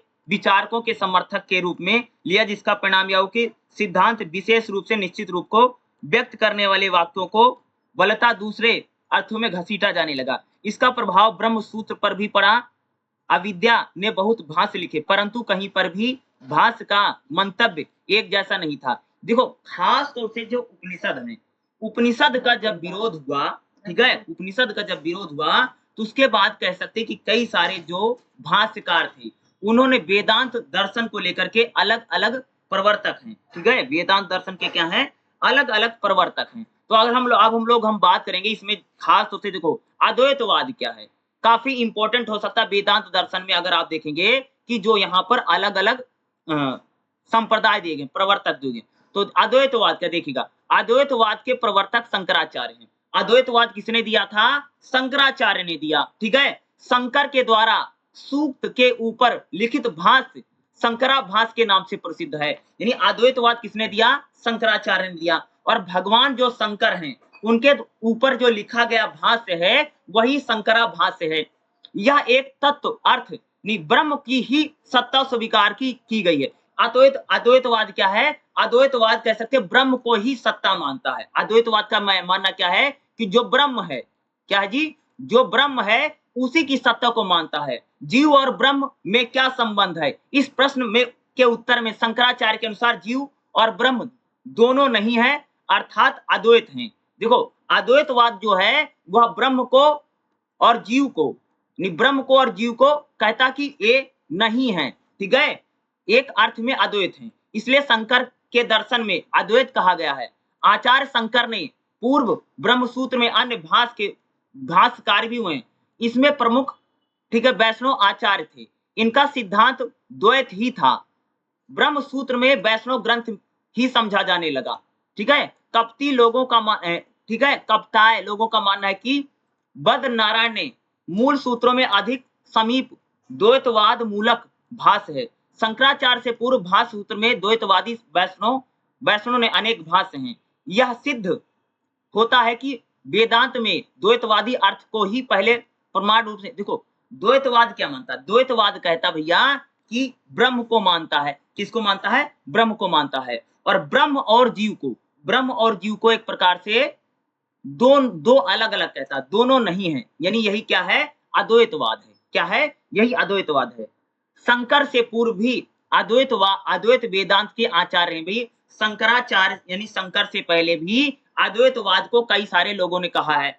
इसमें द्रविणाचार्य उपनिषद के भाष्यकार थे। ठीक है, यानी द्रविणाचार्य जो है उन लोगों ने भी उपनिषद में भाष्य भाष्यकार रहे जिन्होंने किया है, ठीक है। जैसे हम लोग कह सकते हैं अद्वैतवाद के सिद्धांत शंकर के गुरु गौड़ पद्माचार्य के चिंतन का परिणाम है। यानी अद्वैतवाद किसने दिया है? सिद्धांत जो है शंकर के जो गुरु थे, गौड़ थे, पादाचार्य उनके उनसे आया है। उपनिषद के क्या बोला है यहाँ पर? जो उपनिषद है, अगर हम लोग उपनिषद की बात है, उपनिषद के वेदांतवाद की बात करें, जो हमारा उपनिषद है उसमें अगर आप देखेंगे जो अद्वैतवाद है उसकी नींव गौड़ पदाचार्य ने ही रखी है।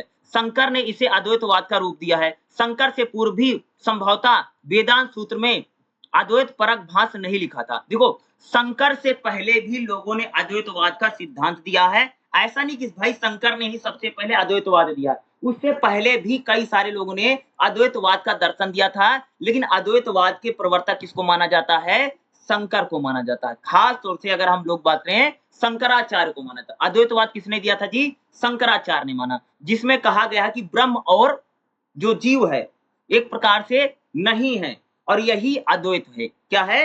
जीव और ब्रह्म दोनों ही नहीं है, यही अद्वैतवाद है। क्या बोला मैंने? जो जीव होता है और जो ब्रह्म है ये दोनों नहीं है, यही क्या हमारा अद्वैतवाद है। और अद्वैतवाद किसने दिया था? इसको शंकराचार्य ने दिया है अद्वैतवाद को। अगला देखिएगा विशिष्टाद्वैतवाद क्या है? क्या है? विशिष्टताद्वैतवाद। विशिष्टाद्वैतवाद देखिएगा, विशिष्टाद्वैतवाद के प्रवर्तक रामानुज हैं। विशिष्टाद्वैतवाद किसने दिया है? रामानुज ने दिया है। उनके अनुसार एक ही ब्रह्म में जीव और अचेतन प्रकृति विशेष रूप से है। उन्होंने विभिन्न रूपों में अद्वैत का समर्थन किया। यानी विशिष्टाद्वैतवाद जो है वह द्वैत का समर्थन करता है। यही कारण है कि इनके मत में विशिष्टाद्वैतवाद कहा गया है। रामानुज के मत की अगर बात करें तो श्री संप्रदाय के नाम से पुकारा जाता है। रामानुज जो हैं इनके संप्रदाय को कह सकते हो कि श्री संप्रदाय के नाम से पुकारा जाता है, ठीक है। कतिपय लोगों की दृष्टि से इस संप्रदाय में श्री और लक्ष्मी को अत्यधिक महत्व है। जो विशिष्टाद्वैतवाद है उसमें कह सकते हैं भैया जो श्री हैं और लक्ष्मी हैं इनको ज्यादा महत्व दिया गया है। कुछ ही लोगों की दृष्टि में श्री शब्द का अर्थ आदर हेतु प्रयोग किया गया है। इस संप्रदाय का उद्गम दक्षिण भारत, यानी जो विशिष्टाद्वैतवाद है इसकी शुरुआत कहां से हुई? दक्षिण भारत से।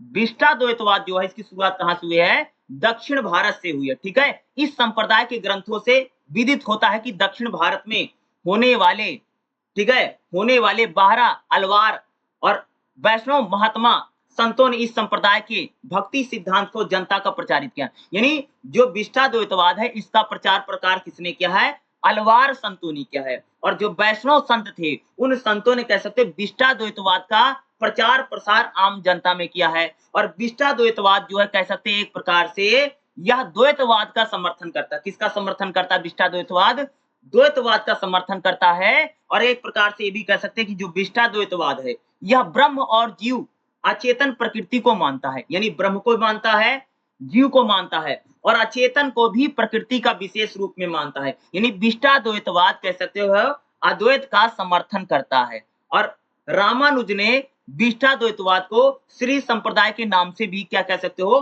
पुकारा जाता है। और जो विशिष्टाद्वैतवाद है इसकी शुरुआत कहां से हुई है? दक्षिण भारत से हुई है, ठीक है। कहां से हुई विशिष्टाद्वैतवाद की शुरुआत भाई? दक्षिण भारत से हुई, यानी साउथ से हुई है, ठीक है। अगर मैं विशिष्टाद्वैतवाद की बात तो विशिष्टाद्वैतवाद ईश्वर, आत्मा, जीव और एक प्रकार से तीनों में ही सबसे अधिक ईश्वर को माना गया है। यानी विशिष्टाद्वैतवाद ईश्वर हो, चित्त हो, जीव हो, आत्मा हो, इनमें से ईश्वर को सबसे अधिक माना गया है। ईश्वरी अंगी हैं, चित्त और अचित दोनों उसके अंग हैं, अर्थात विशेषण है। इस प्रकार ईश्वर अपने स्वरूप में अद्वैत होता है और उससे भी विशिष्ट है। यानी क्या है? एक प्रकार से जो विशिष्टाद्वैतवाद है वह ईश्वर को मानता है, वह भगवान को यानी भगवान को मानता है, वह आत्मा, जीव और जीव से भी ऊपर किसको मानता है भैया? ईश्वर को मानता है। वही हमारा क्या है? विशिष्टाद्वैतवाद। और विशिष्टाद्वैतवाद ने किसने दिया है? रामानुज ने दिया था। विशिष्टाद्वैतवाद के बाद हमारा है द्वैतवाद। क्या है अगला हमारा? क्या? द्वैतवाद।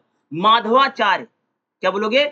माधवाचार्य ने द्वैतवाद के प्रवर्तक माने जाते हैं। द्वैतवाद किसने दिया है? माधवाचार्य ने। उनके अनुसार जीव और ब्रह्म एक ना होकर के दो हैं। देखो भैया, द्वैतवाद कहता है कि जो जीव है, जो ब्रह्म है, ये दोनों अलग अलग चीजें हैं। द्वैतवाद क्या कहता है कि जो ब्रह्म है और जो जीव है ये दोनों क्या है? बिल्कुल अलग अलग चीजें हैं, ठीक है? अतः इनके मत को द्वैतवाद कहा गया है। देखो द्वैतवाद क्या है? यानी द्वैतवाद कह सकते हैं जो जीव है और जो ब्रह्म है, दोनों को अलग-अलग मानता है, यही द्वैतवाद है। और द्वैतवाद किसने दिया था? माधवाचार्य ने दिया है। माधवा संप्रदाय के अनुयायी माधवाचार्य को वायु का अवतार माना जाता है। भैया माधवाचार्य को क्या माना जाता है? ये वायु यानी हवा के अवतार हैं, ठीक है? अवतार माने जाते। इनका जन्म 1119 में दक्षिण भारत के कन्नड़ प्रदेश में होता है। कहां पर हुआ था? साउथ में अगर आप देखेंगे तो साउथ में कहां पर हुआ था? जो कन्नड़ है, वहां पर इनका क्या हुआ था? जन्म होता। किसका? माधवाचार्य का, जिसे वर्तमान में कर्नाटक में, आज प्रेजेंट टाइम में कर्नाटक में पड़ता है। इनके पिता का नाम माधव देव था और माता का नाम देवता था। स्वयं इनका नाम आनंद तीर पूर्ण यज्ञ और बोधपूर्ण था, परंतु पिता के नाम से पूर्व माधव नाम से ये विख्यात हुए। इनका दार्शनिक सिद्धांत द्वैतवाद के नाम से प्रसिद्ध है। यही कारण है कि इनके सिद्धांत में निर्मित कारण और अपादान में भेद किया गया। द्वैतवाद क्या है भैया? द्वैतवाद वह है जो जीव और ब्रह्म को दोनों को अलग-अलग मानता है। और द्वैतवाद किसने दिया है? माधवाचार्य जी ने द्वैतवाद को दिया है। द्वैतवाद के बाद अगला हमारा है द्वैताद्वैतवाद। अगला संप्रदाय कौन सा है? द्वैताद्वैतवाद। देखिएगा द्वैताद्वैत निम्बकाचार्य ने, जो निम्बकाचार्य हैं, उनके अनुसार जीव और ब्रह्म किसी दृष्टि से दो हैं तो किसी दृष्टि से दो नहीं है। यानी निम्बकाचार्य कहते हैं भैया कि ब्रह्म और जीव दो हैं और कई बार दो नहीं भी हैं। यही द्वैताद्वैतवाद है। अतः इनके मत को द्वैताद्वैतवाद यानी द्वैताद्वैतवाद किसने दिया है? निम्बकाचार्य ने दिया है। द्वैताद्वैतवाद के प्रवर्तक भक्ति वेदांत के आचार्य निम्बकाचार्य हैं। यानी भक्ति आंदोलन या भक्ति संप्रदाय के निम्बकाचार्य जो हैं, जिन्होंने द्वैताद्वैतवाद को दिया है। इनके अपर नाम में निम्बका दिव्य या कहा गया है। वे तेलुगु प्रदेश के थे। अगर आप देखोगे जो निम्बकाचार्य कहाँ के थे? निम्बकाचार्य कहाँ के भाई? निम्बका ये तेलुगु प्रदेश के हैं। इनके पिता का नाम जगन्नाथ था और माता का नाम सरस्वती था। निम्बकाचार्य जो थे, निम्बका आचार्य के नाम पर ही कालांतर में इनका जन्म स्थान निम्बकापुर है और जिनका पड़ा है। द्वैताद्वैतवाद को अंश के रूप में भेदभाव भी कहा जा सकता है। निम्बकाचार्य के अनुसार अंश अंशी संबंध, भेदभाव संबंध, द्वैताद्वैत संबंध समानार्थक हैं। वेदांग धर्म मीमांसा के अध्ययन के बाद, ठीक है, वैराग वर्ण भगवान के प्रसाद और आकांक्षी गुरु हैं, ठीक है। और द्वैताद्वैतवाद भैया द्वैतवाद कहता है कि यानी ब्रह्म और जीव दोनों एक हैं और दोनों को एक नहीं भी मानता है। यही कह सकते हैं जिसको हम क्या बोलते हैं भाई? द्वैताद्वैतवाद है। क्या है? द्वैताद्वैतवाद है। और द्वैताद्वैतवाद को किसने बताया है? निम्बकाचार्य ने दिया। किसने दिया भैया? निम्बका। और कहाँ के थे? ये तेलुगु प्रदेश के थे। तेलुगु एक प्रकार से कह सकते हैं कि तेलुगु भाषी यानी केरल के थे, ठीक है। साउथ के सभी लोग हैं, ठीक है, दक्षिण भारतीय हैं। और इन्होंने अक्षर, जीव, ईश्वर, जगत चार को ब्रह्म बताया है। यानी द्वैताद्वैतवाद में अगर आप देखो अक्षर को, ईश्वर को, जीव को, जगत को, ये चारों चीजों को ब्रह्म कहा गया है। अविद्या चित्त रूपता का विस्मरण है। कर्म के माध्यम से चित्त शुद्धि होती है और मुक्ति के संबंध में द्वैताद्वैतवाद का कथन है कि जीव को एक प्रकार से मुक्ति है। द्वैताद्वैतवाद कहता है कोई भी जीव है उसका अंतिम उद्देश्य क्या भैया? मुक्ति है। ज्ञान, शक्ति, बल, वीर, तेज, ऐश्वर्य, ये 6 ऐश्वर्य हैं। निम्बकाचार्य के अनुसार गुणवावतार, पुरुषावतार, लीला अवतार, ये 3 प्रकार के अवतार हैं। निम्बकाचार्य 3 प्रकार के अवतार की बात करते हैं। गुणवा अवतार, पुरुषवा अवतार और लीला अवतार, ये 3 प्रकार के अवतार बताए हैं। ब्रह्मा, विष्णु, महेश, ये 3 गुणवावतार हैं। भैया ब्रह्मा, भगवान ब्रह्मा को, विष्णु को, महेश को क्या मानते हैं? गुणवावतार मानते हैं। स्वरूपावतार, ठीक है, इनको कहे लीला अवतार के भी भाग बताए गए हैं। ये बात नहीं, यानी जो खास तौर से अगर आप देखेंगे कि जो द्वैताद्वैतवाद है, द्वैताद्वैतवाद किसने दिया है? निम्बकाचार्य ने दिया। और आपसे जो भाई द्वैताद्वैतवाद क्या है, ये सारी क्वेश्चन आ सकता है। अब देखो ब्रह्म की अवधारणा क्या है? वेदांत के अनुसार ब्रह्म की सत्ता वास्तविक सत्ता है। भैया ब्रह्म क्या है? यानी वेदांत मानता जो भैया ब्रह्म है यही वास्तविक सत्ता है। ब्रह्म सत्य है। क्या है भैया? जो ब्रह्म है यही सत्य है और जगत मिथ्या है। ब्रह्म क्या भैया, वेदांत में ब्रह्म को यानी ब्रह्म को सत्य माना गया है। जगत यानी जो हमारा संसार है इसको झूठ माना गया, इसको मिथ्या माना गया है। साथ ही जीव और ब्रह्म अलग अलग नहीं, अब तू एक है। अब ब्रह्म क्या माना जाता है? वेदांत मानता है भैया जो जीव है जो ब्रह्म है ये दोनों अलग अलग नहीं है बल्कि एक ही है। इस जगत का निर्माण ब्रह्म की माया शक्ति से हुआ है। यानी ये जो पूरा जगत है, जो पूरा संसार है, ये संसार पूरा भैया ब्रह्म से ही बना है। और जगत को हम लोग मिथ्या यानी झूठ मानते हैं। ठीक है, जगत क्या है? जगत की बात नहीं, जगत क्या होगा? आचार्य शंकर के अनुसार जगत का आधार ब्रह्म है। भैया जगत का आधार क्या है? ब्रह्म है। ठीक है, ब्रह्म सत्य है और एक प्रकार से निष्कर्ष निकला है। शंकर जगत को बिल्कुल मिथ्या मानते हैं, यानी शंकर कह सकते हैं जगत को नहीं मानते हैं, यानी ब्रह्म को मानते हैं। शंकर के अनुसार विश्व का आधार ब्रह्म है। यानी जो शंकर है या शंकराचार्य हैं, शंकर मतलब शंकराचार्य, शंकराचार्य जी भैया वो एक प्रकार से ब्रह्म को मानते हैं। जगत को यानी संसार को क्या मिथ्या यानी भैया झूठ मानते हैं। जिनका आधार यथार्थ है वह यथार्थ नहीं कहा जा सकता। जगत वास्तविक रूप में ब्रह्म है क्योंकि वह उसके ऊपर आश्रित है। जगत ब्रह्म का प्रतिरूप है जो वास्तविक रूप सत्य है। यानी एक प्रकार से ये लोग शंकर जो है शंकराचार्य जगत को मिथ्या मानते हैं और ब्रह्म को ही क्या मानते भैया? सत्य मानते हैं। माया की अवधारणा क्या देखिएगा, शंकर के दर्शन में माया और अविद्या का प्रयोग एक ही अर्थ में है। यानी शंकराचार्य जो है वह माया को और अविद्या को दोनों को एक ही मानते हैं। कालांतर में वेदांतियों ने माया और अविद्या में अंतर किया है। ये आगे चल करके जो वेदांतवादी थे उन्होंने माया क्या है, एक प्रकार से जो लालच है, जो ईर्षा है, उसी को हम लोग माया बोलते हैं। ठीक है, और अविद्या क्या है? अविद्या में अंतर क्या? उनका कहना कि माया भावनात्मक है। क्या मानते हैं भैया? माया को क्या माना गया? भावनात्मक माना गया है, जबकि अविद्या को निषेधात्मक कहा गया है। माया भावनात्मक है क्योंकि माया के द्वारा ब्रह्म संपूर्ण विश्व का प्रदर्शन करता है। माया विश्व को प्रस्थापित करती है, अविद्या इसके विपरीत अज्ञान के अभाव का संकेत है। भैया अविद्या क्या है? यानी जो व्यक्ति पढ़ा लिखा नहीं, अविद्या है। यानी माया और विद्या यानी माया को और अविद्या को दोनों में अंतर किया गया है। और एक खास तौर से ब्रह्म क्या है, जगत क्या है और माया क्या है, इस टाइप के क्वेश्चन आपके एग्जाम में आ सकते हैं, इसलिए मैं आपको बता रहा हूं। ठीक है, द्वैतवाद क्या है, द्वैतवाद क्या है, विशेषता द्वैतवाद क्या है, और ये इस प्रकार के क्वेश्चन आपके एग्जाम में पूछे जा सकते हैं। और 14वां चैप्टर का आपका काफी इंपॉर्टेंट चैप्टर है और इसमें जो जो चीजें मैंने बताई हैं उनको आपको पढ़ करके क्या है जाना बहुत जरूरी है, क्योंकि ये सारे क्वेश्चन आपके एग्जाम में आ सकते हैं और आपके एग्जाम में पूछा जा सकता है। इसी के साथ हमारा जो 14वां चैप्टर है समाप्त हो गया। चलिए हम लोग अपना अगला चैप्टर देख लेते हैं जो हमारा 15वां चैप्टर। अगला जो हमारा चैप्टर रहेगा 14वां चैप्टर बाद क्या है, चैप्टर नंबर 15 देखिएगा, अद्वैत वेदांत यानी ब्रह्म, माया, जीव और जगत। इस टाइप के क्वेश्चन आपका 10 नंबर में पूछ सकता है। जैसे आपसे क्या पूछेगा, ब्रह्म का स्वरूप, माया का स्वरूप, ठीक है, जीव का स्वरूप और जगत क्या है। यानी आपसे ब्रह्म का स्वरूप पूछ लेगा, माया का स्वरूप पूछ लेगा, जीव क्या है और जगत क्या है। तो ये आपके लिए इंपॉर्टेंट हो सकता है। सबसे पहले देखेगा ब्रह्म का क्या स्वरूप है। देखो, अद्वैत वेदांत ब्रह्म को एकमात्र सत्य मानता है। भैया अगर आप देखेंगे तो वेदांत जो है वह ब्रह्म को ही सत्य मानता है। ठीक है, और ब्रह्म को सर्वोपरि मानता है। क्या है? ब्रह्म को ही भैया सबसे ऊपर मानता है। यानी वेदांत जो है वह सिर्फ ब्रह्म को सत्य मानता है, सच्चाई मानता है और बाकी सबको झूठ मानता है, और ब्रह्म को ही क्या सर्वोपरि सबसे ऊपर मानता है। ठीक है, यही कारण है कि इस दर्शन का प्रारंभ ब्रह्म जिज्ञासा से हुआ। यानी आप देखेंगे वेदांत की जो शुरुआत है वह ब्रह्म की जिज्ञासा यानी ब्रह्म को जानने की इच्छा से हुई है। ठीक है, या अगर आप लोग देखेंगे तो अगर व्रत धातु मनन प्रत्यक्ष ब्रह्म शब्द निष्पक्ष होता अर्थात महान, व्यापक और महत के युक्त ही ब्रह्म है। यानी ब्रह्म को ही सबसे ज्यादा क्या माना गया है, सही माना गया है।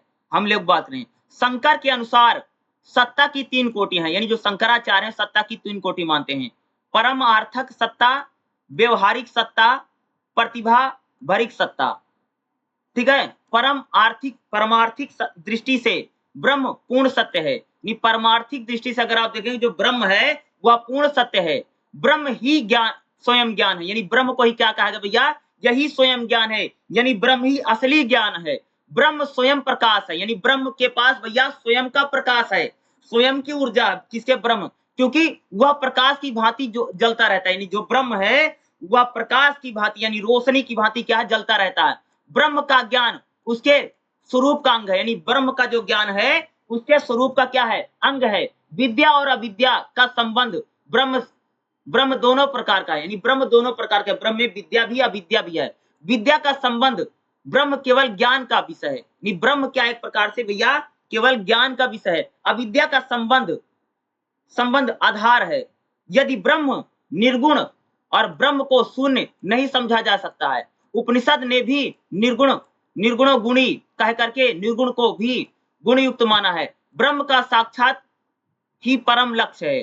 संसार का ज्ञान मूलतः ब्रह्म में ही है, यानी कह सकते भैया ब्रह्म को ही क्या माना गया, एक प्रकार से सत्य माना गया है। और ब्रह्म का लक्ष्य ही क्या है, परम लक्ष्य है।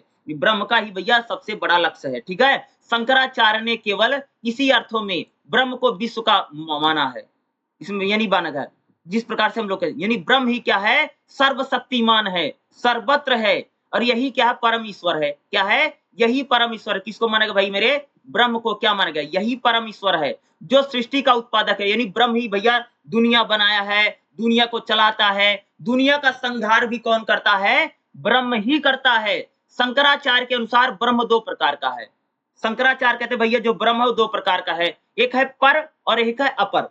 क्या है, शंकराचार्य जी कहते हैं कि ब्रह्म दो प्रकार का है, एक तो पर है, दूसरा अपर है।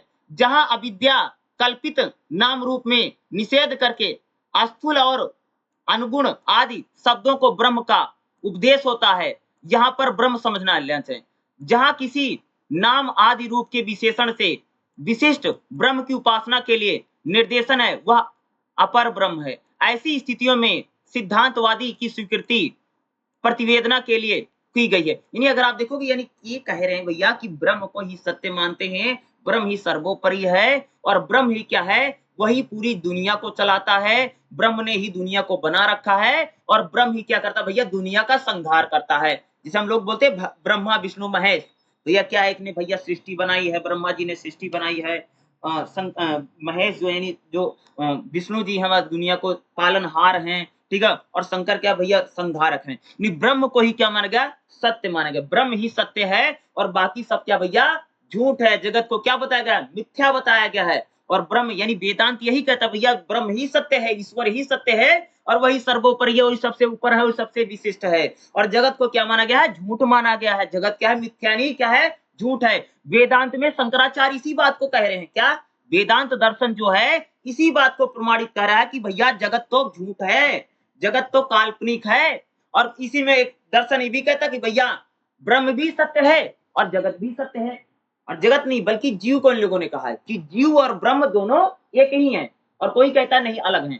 तो जो वेदांत है इसमें अलग अलग ऋषि मुनियां हैं, और सभी ने भैया अपना अलग अलग बात बताया है। लेकिन सभी लोग इस बात को कहते हैं कि भाई मेरे जो ब्रह्म है, जो क्या है, ब्रह्म है, वही सत्य है, वही सर्वोपरि है, यानी वही सबसे क्या है, ऊपर है।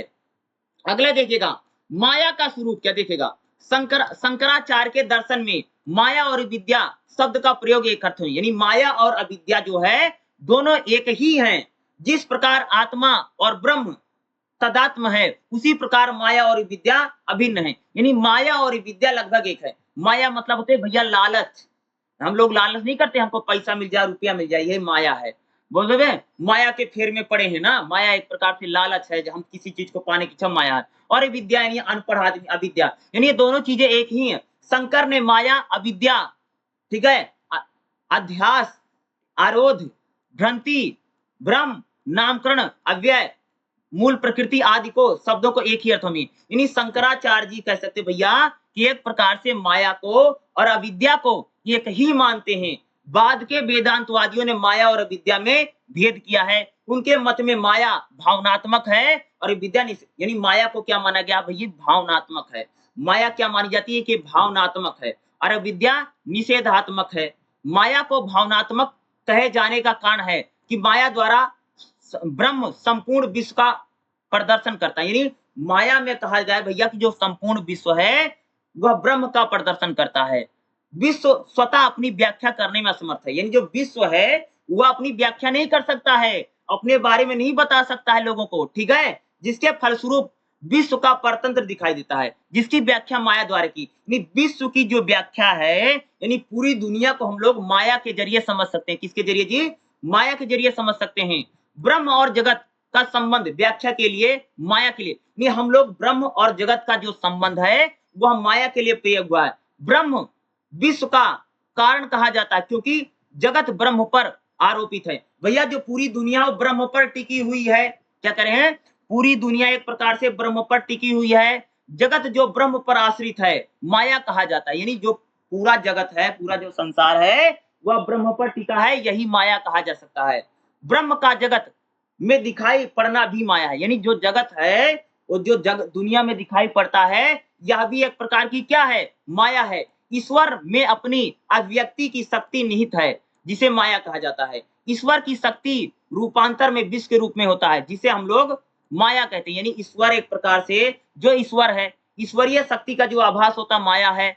ईश्वर की शक्ति का रूपांतरण माया है। माया सत है और असत है, एक प्रकार से जिसे कह सकते हैं। माया और विद्या में दूसरा अंतर यह है कि माया ईश्वर का प्रभावित, यानी माया भैया क्या करती है? ईश्वर को, भगवान को क्या कर देती है? प्रभावित कर देती है। माया और विद्या कहे माया ईश्वर को प्रभावित करती है, जबकि अविद्या जीव को प्रभावित करती है। भैया माया से कह सकते ईश्वर यानी भगवान प्रभावित होते हैं, और विद्या से क्या होता है? जीव प्रभावित होता है। माया का निर्माण मूलतः सत्व गुण से हुआ है, जबकि अविद्या का निर्माण सत्व, रजो, तमो तीनों गुणों से हुआ है। माया के संबंध में प्रश्न उठता है कि वह रहती कहाँ है? शंकर का कहना है कि वह ब्रह्म में निवास करती। माया कहाँ रहती भैया? ब्रह्म में रहती है। यदि माया का आश्रय ब्रह्म है, यद्यपि ब्रह्म माया को प्रभावित नहीं होता है। जिस प्रकार रूपहीन आकाश पर आरोपित नीले रंग का प्रभाव आकाश पर नहीं पड़ता है, जिस प्रकार कोई कर्तव्य दिखाने वाला कर्तव्य का प्रवीण प्रभाव नहीं पड़ता, उसी प्रकार माया करें भैया। माया तो ब्रह्म में रहती है, लेकिन माया ब्रह्म के ऊपर माया का किसी प्रकार का प्रभाव नहीं पड़ता है। किस पर? माया के ऊपर ब्रह्म का किसी, यानी माया कहाँ रहती? ब्रह्म में रहती है, और ब्रह्म के ऊपर माया का किसी प्रकार का प्रभाव नहीं पड़ता है। ठीक है, ये माया के लेकर के बात की गई। माया एक प्रकार से माया और विद्या को लगभग एक ही कहा। अब देखिएगा अद्वैत वेदांत के अनुसार जीव क्या? जीव देखो, ब्रह्म और आत्मा अपनी उपाधि माया के आवरण से आच्छादन होकर के अपनी दो सोपान अधिक में विभक्त हो जाता है। एक ईश्वर, दूसरा जीव है। आत्मा का परमार्थिक सत्ता है, जबकि जीव का व्यवहारिक सत्ता है। जब आत्मा शरीर, इंद्रियां, मन उपाधियों से सीमित हो जाता है, तब वह जीव है। क्या भैया? कि जब हमारा शरीर हो, हमारी इंद्रियां हो, हमारा मन है, उपाधियों से सीमित होता है, तब वह जीव है। आत्मा एक है, जबकि जीव अलग अलग है। क्या बोला भैया? कि आत्मा तो एक है, लेकिन जो जीव है क्या है? अलग अलग है। ठीक है, शरीर में अलग अलग है। इससे पता चलता है कि जीव अनेक है। क्या है? जीव अनेक हैं, लेकिन आत्मा एक है। क्या बोलोगे? कि भाई मेरे जो जीव है, जीव तो एक है, ठीक है, लेकिन यानी एक प्रकार से कह सकते हो कि आत्मा एक है। सॉरी भाई मेरे, आत्मा जो है, लिख लो यहाँ पर, क्या लिखोगे? आत्मा एक है, लेकिन जो जीव है वह अनेक है, कई है। जीव आत्मा का आभास मात्र होता है। जीव संसार के कर्मों का भाग, यानी जो जीव होते हैं वो संसार के कर्मों में भाग लेते हैं, उसे कर्ता कहा जाता है। वह विभिन्न विषयों में ज्ञान प्राप्त करता है, इसलिए वह ज्ञान करता है। जीव सुख दुख का अनुभूति करता है। जीव को भैया सुख भी होगा, कभी दुख भी होगा। हम लोग क्या है? जीव है ना, तो एक प्रकार से हमें कभी सुख होता, कभी दुख होता, हम लोग कभी नाराज होते, कभी खुश हो जाते हैं। यानी हमारे जीवन में सुख और दुख आता रहता है। जीव बंधन से ग्रस्त है, जीव हमेशा बंधन में रहता है। जैसे हम लोग बंधन में हैं, वह अपने प्रयासों के जरिए, यानी जीव प्रयास करके, अच्छे काम करके क्या कर सकता है? मोक्ष को प्राप्त कर सकता है। ठीक है, और जीव भैया परिश्रम करके, मेहनत करके, ईश्वर की भक्ति करके अपने कष्टों को दूर कर सकता है और ईश्वर में लीन हो सकता है। जीव एक प्रकार के भैया दुख का कारण है। जीव को क्या है? तमाम तरह के दुख हैं, और जीव ईश्वर की भक्ति करके क्या कर सकता है? मोक्ष की प्राप्ति कर सकता है। इसके जीव के बारे में सारी कई बातें कह सकते हैं, यहाँ पर कही गई कि जीव क्या है। देखो, अब जगत क्या है? ब्रह्म और या आत्मा ही संसार का मूल तत्व है। क्या भैया? कि जो ब्रह्म है और जो आत्मा है, संसार में यही असली है। फिर भी ब्रह्म और जगत किस प्रकार का संबंध है? उपनिषद में एक दृष्टि से वर्णन किया गया कि दूसरी ओर जगत को मिथ्या कहे। जगत को हम लोग क्या भैया? झूठ कहते हैं। यानी भैया कहने का मतलब भाई मेरे ये है कि ब्रह्म और आत्मा ही सत्य हैं और जगत क्या है भैया, मिथ्या नहीं झूठ है। और शंकराचार्य जी यही तो करें कि जगत मिथ्या, ब्रह्म सत्य, यानी ब्रह्म सत्य है और जगत मिथ्या है। यानी जगत को क्या मिथ्या नहीं झूठ कहा गया, किसमें कहा गया है? वेदांत में। कौन कहा है? शंकराचार्य जी ने।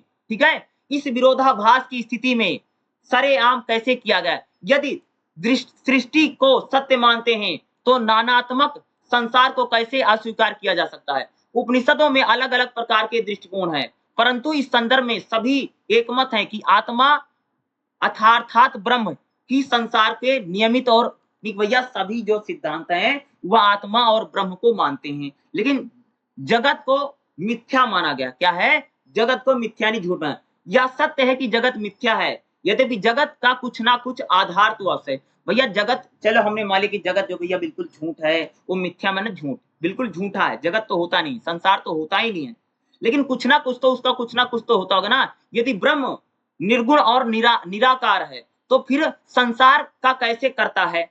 या यदि उसका कर्तव्य सत्य है तो फिर वह निर्गुण अविकारी कैसे है? ये दोनों बातें एक साथ नहीं हो सकती हैं। यदि संसार सत्य है तो कैसे है ब्रह्म ज्ञान होने पर केवल मिथ्या ज्ञान अर्थात सत असत प्रतीत होता है? शंकर ने संसार को रस्सी में दिखाई देने वाले सांप के समान। भैया शंकराचार्य कहते हैं कि जिस प्रकार से हम लोग यानी हम लोग रस्सी को सांप समझ लेते हैं, उसी प्रकार से हम लोग भैया ये जो जगत है उसको सच मान लेते हैं, बल्कि जगत क्या है? मिथ्या है। जिस प्रकार रस्सी में दिखाई देने वाला सांप का आधार रस्सी है, उसी प्रकार से संसार का आधार ब्रह्म है। जिस प्रकार से हम भैया कि जो सांप का आधार, जैसे रस्सी जो है उसका, जैसे हम लोग कभी रस्सी देखते तो हमको सांप लगता है, तो रस्सी का आधार क्या? सांप है। उसी प्रकार से जगत का आधार क्या है? ब्रह्म है। अर्थात ब्रह्म जगत का प्रतिष्ठावान है। जिस प्रकार रस्सी का यथार्थ सांप डालती है, तो उसी प्रकार संसार ब्रह्म के यथार्थ का धारण करता है। यानी संसार जो है ब्रह्म को मानता है और उसके रूपों का विश्लेषण करता है। शंकराचार्य जी कहते हैं कि सारा संसार ब्रह्म में समाया है। जैसे रस्सी में सांप है, वैसे ही संसार ब्रह्म में है। ऐसा देखने में लगता है कि विश्व ब्रह्म का रूपांतरित है। यानी ये क्या है भैया कि संसार का जो एक प्रकार से आधार क्या है? ब्रह्म है। क्या है? लेकिन शंकराचार्य जी ने क्या बताया है कि ब्रह्म को मिथ्या क्या बताया? ब्रह्म को क्या बताया? मिथ्या। क्या है मिथ्या? मतलब समझते हो क्या है? झूठ है, इसमें किसी प्रकार की कोई सच्चाई नहीं। क्या है? जगत ब्रह्म सत्य, यानी क्या बोला गया? ब्रह्म को सत्य बोला गया, जगत को मिथ्या नहीं किया। जगत को लोग क्या मानते हैं? बिल्कुल झूठ मानते हैं। जगत को क्या कहा गया भैया? झूठ है, इसमें किसी प्रकार की कोई सच्चाई नहीं है। तो शंकराचार्य जी कहते हैं कि जगत मिथ्या है और ब्रह्म सत्य है। और वेदांत में यही सबसे बड़ी बात है कि ये ब्रह्म को ही सत्य मानता है, जीव को तो मानता है, लेकिन जगत यानी संसार को ये नहीं मानता। तो उसमें कई सारे लोग कहते हैं भैया कि अगर जगत सत्य है तो भैया सॉरी, अगर ब्रह्म सत्य, जगत का भी कोई न कोई मतलब होगा ही ना। तो लोग कहते हैं कि जो जगत है वह ब्रह्म पर टिका हुआ है। इस को लोग कह के बात कहते हैं। और 15वें चैप्टर में जो चीजें मैं बता रहा हूँ आपको, आपसे ब्रह्म पूछ सकता है, ब्रह्म का ब्रह्म बताओ, आपसे जगत पूछ सकता है, ठीक है, आपसे माया पूछा जा सकता है, जीव को लेकर के आ सकता है। इस टाइप के क्वेश्चन खास तौर से जो आपका 15वां चैप्टर है, 10 नंबर के क्वेश्चन आएगा ही आएगा।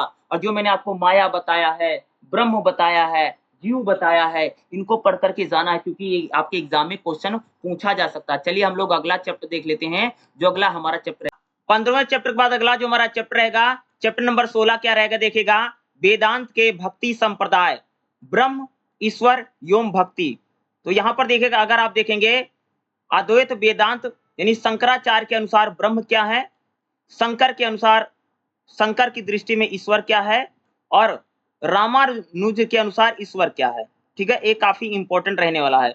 और वेदांतवादियों के अनुसार भक्ति क्या है, ये इंपॉर्टेंट हो सकता है। और 16वें चैप्टर से आपको एग्जाम में क्वेश्चन देखने को मिल ही सकता है, इस बात को याद रखिएगा। सबसे पहले देखिएगा अद्वैत वेदांत यानी शंकर के अनुसार ब्रह्म क्या। देखिएगा, गौड़ पद यानी 300 ईस्वी तथा उनके अनुवादी आदि शंकराचार्य ने 700 ईस्वी में ब्रह्म को प्रधान मान करके जीव और जगत को अभिन्न मानते हैं। ये अगर आप देखेंगे जो शंकर हैं या जो शंकराचार्य हैं, वो जगत को यानी क्या है? ब्रह्म को प्रधान मानते हैं। क्या माना जाए भैया? ब्रह्म को ही सबसे ऊपर माना गया है और जीव को और जगत को अलग माना जाता है।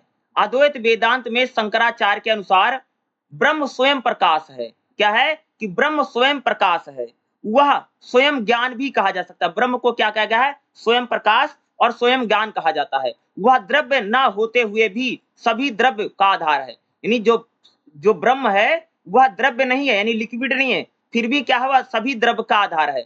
ब्रह्म कार्य कारण नियम की सीमा में आबद्ध नहीं है। ये जो ब्रह्म है उसका काम करने का कोई नियम कानून कोई सीमा नहीं है। ठीक है, ब्रह्म के दो रूप हैं, सगुण ब्रह्म, निर्गुण ब्रह्म। यानी ब्रह्म के कितने रूप है भैया? ब्रह्म दो प्रकार का होता है, एक सगुण ब्रह्म है, दूसरा निर्गुण ब्रह्म है। ईश्वर को सगुण ब्रह्म कहा जाता है। किसको भैया? जो ईश्वर है, जो भगवान है, उसको क्या कहा गया है? उसको हम लोग सगुण ब्रह्म कहा जाता है। यह सर्वगुण संपन्न है, इसकी आराधना की जाती है, यानी ईश्वर की आराधना पूजा की जाती है, जिसको हम सगुण ब्रह्म। माया युक्त ब्रह्म ही ईश्वर माना गया, कि जिसमें भैया माया है उसी ही ब्रह्म को ईश्वर माना जाता है। परमार्थी दृष्टि से विश्व के रचयिता ईश्वर हैं, जिनकी शक्ति माया और भी असत्य या मिथ्या है। ब्रह्म निर्गुण है, यानी ब्रह्म में किसी यानी निर्गुण है। ठीक है, इसमें गुणों का आरोपण करना अनुपयुक्त है। शंकर ने इस मत का समर्थन किया है। नहीं, अगर आप देखेंगे जो भैया ईश्वर हैं उस उनमें क्या एक प्रकार से क्या है, वह सगुण और निर्गुण दोनों है। सगुण जो सगुण ब्रह्म है उसको भगवान मानते हैं, और ब्रह्म क्या निर्गुण भी है। निर्गुण एक प्रकार से वह उनका न कोई रूप है, न तो उसका कोई रंग है, न तो उसका कोई आकार है, न तो उसका प्रकार है, यानी निर्गुण ब्रह्म बोला जाता है। सगुण ब्रह्म क्या, यानी जो ईश्वर है। ठीक है, ईश्वरीय गुण को ही, यानी ईश्वरीय को ही हम ईश्वर को ही हम क्या मानते हैं? सगुण ब्रह्म कहते हैं। यानी ब्रह्म क्या है? दो प्रकार का है, एक सगुण ब्रह्म है और दूसरा कैसा ब्रह्म भाई? निर्गुण ब्रह्म है। ठीक है, धार्मिक भावना कभी निर्गुण और व्यक्ति रहित ब्रह्म को से तृप्त नहीं हो सकती है, किंतु ईश्वर का यह कार्य चलता, यानी अगर आप देखेंगे जो धर्म है वह सगुण ब्रह्म को मानता है, यानी ब्रह्म की जो ईश्वरीय ब्रह्म को मानता है, और निर्गुण ब्रह्म को भी क्या है वह मानता है। अगर हम ब्रह्म की बात करें, आप देखिएगा शंकर की दृष्टि में ईश्वर क्या है, शंकराचार्य की दृष्टि में नजर में ईश्वर क्या, देखिएगा शंकर के दर्शन में 3 सोपान माने गए। प्रथम सोपान जगत ही सत्य है। अगर आप देखें जो शंकराचार्य जी हैं वो जगत को सत्य मानते, पहली बात है। दूसरा क्या है? विश्व और इसके रचयिता ईश्वर दोनों सत्य हैं। यानी क्या है कि जो भैया विश्व है, यानी जो दुनिया है और जो इसको रचने वाले हैं, क्या है? दोनों सत्य हैं। तीसरा क्या है? केवल ब्रह्म ही सत्य है। यानी शंकर कहे वो जगत को ही सत्य माने हैं। शंकर की दृष्टि में अगर ईश्वर देखेंगे वह जगत सत्य पर रहता है, विश्व और इसके रचयिता दोनों सत्य हैं, और केवल ब्रह्म सत्य है। प्रथम मत निरीश्वरवादी है, दूसरा मत ईश्वरवादी है, और तीसरा मत अद्वैतवाद है। ये तीनों सोपान बुद्धि के 3 स्तर हैं।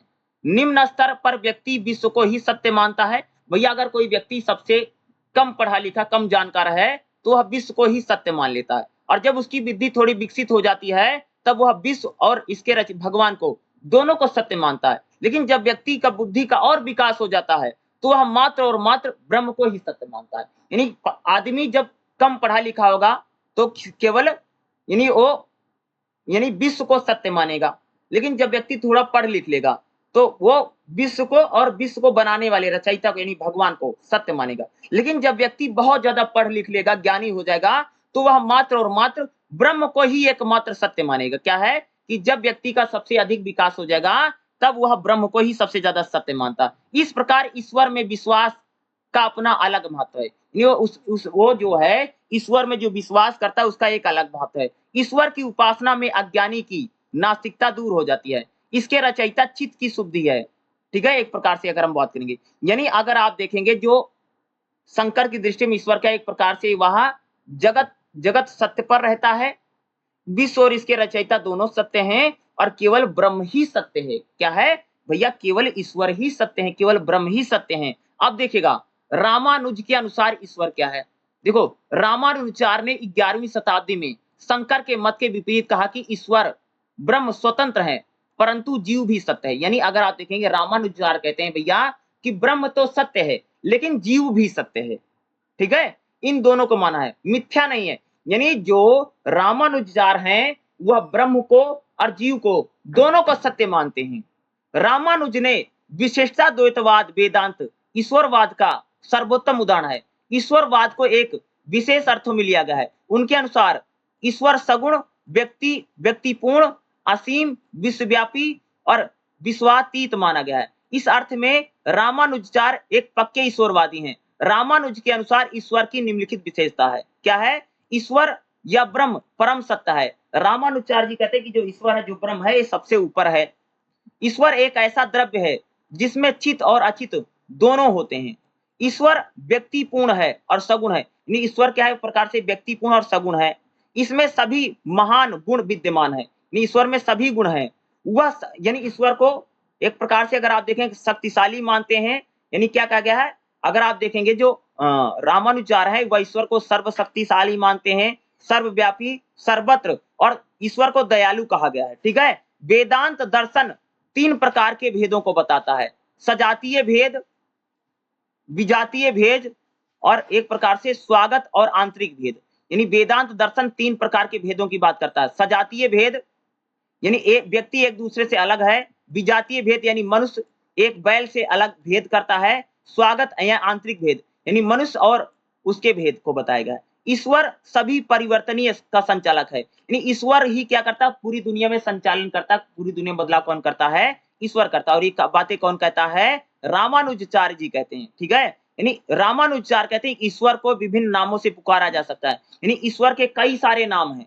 क्या है? ईश्वर के कई सारे नाम हैं, जैसे अंतर्यामी, नारायण, वासुदेव, प्रद्युम्न। ठीक है। ईश्वर आदि के अनेक नाम है। ईश्वर की उपासना का विषय है। यानी ईश्वर की क्या होनी चाहिए? भक्ति की जानी चाहिए। ईश्वर सर्वशक्तिशाली है। रामानुजाचार्य जी कहते हैं भैया जो ईश्वर है सर्वशक्तिशाली है, सबसे ज्यादा शक्ति है, सर्वत्र यानी ईश्वर हर जगह पर फैला विद्यमान है। ईश्वर दयालु है। इसमें यानी ईश्वर में दया है, क्षमता है, सहानुभूति है, सौंदर्य है, मधुरता है, और ईश्वर गंभीर है। आदि सभी गुण ईश्वर की, यानी ईश्वर में गुणों की भरमार है। कौन कहता है? रामानुजाचार्य जी कहते हैं कि भैया ईश्वर में गुणों की खान है। ईश्वर में ज्ञान है, दया है, प्रेम है। यानी ईश्वर में क्या भैया? ज्ञान है, दया है, प्रेम है। इसकी खान कौन है? ईश्वर है। इस प्रकार सभी सर्वोत्तम गुणों से ईश्वर युक्त है। यानी रामानुजाचार्य कहते हैं ईश्वर में सभी प्रकार के क्या है? गुण विद्यमान है। ईश्वर में क्या भैया? हर प्रकार का गुण है। सभी गुण क्या भगवान में है। और ईश्वर क्या? सर्वत्र है, सर्वशक्तिशाली, सबसे ज्यादा ताकतवर है। ठीक है। उसमें प्रेम है, दया है। ठीक है। और उसमें दया है, सहानुभूति है, सुंदरता है, और क्या है? गंभीर है। किसको माना गया है? ईश्वर को माना गया है। और रामानुजाचार्य जी ईश्वर को इस प्रकार से कहते हैं। आप देखिएगा वेदांतवादियों के अनुसार भक्ति क्या है?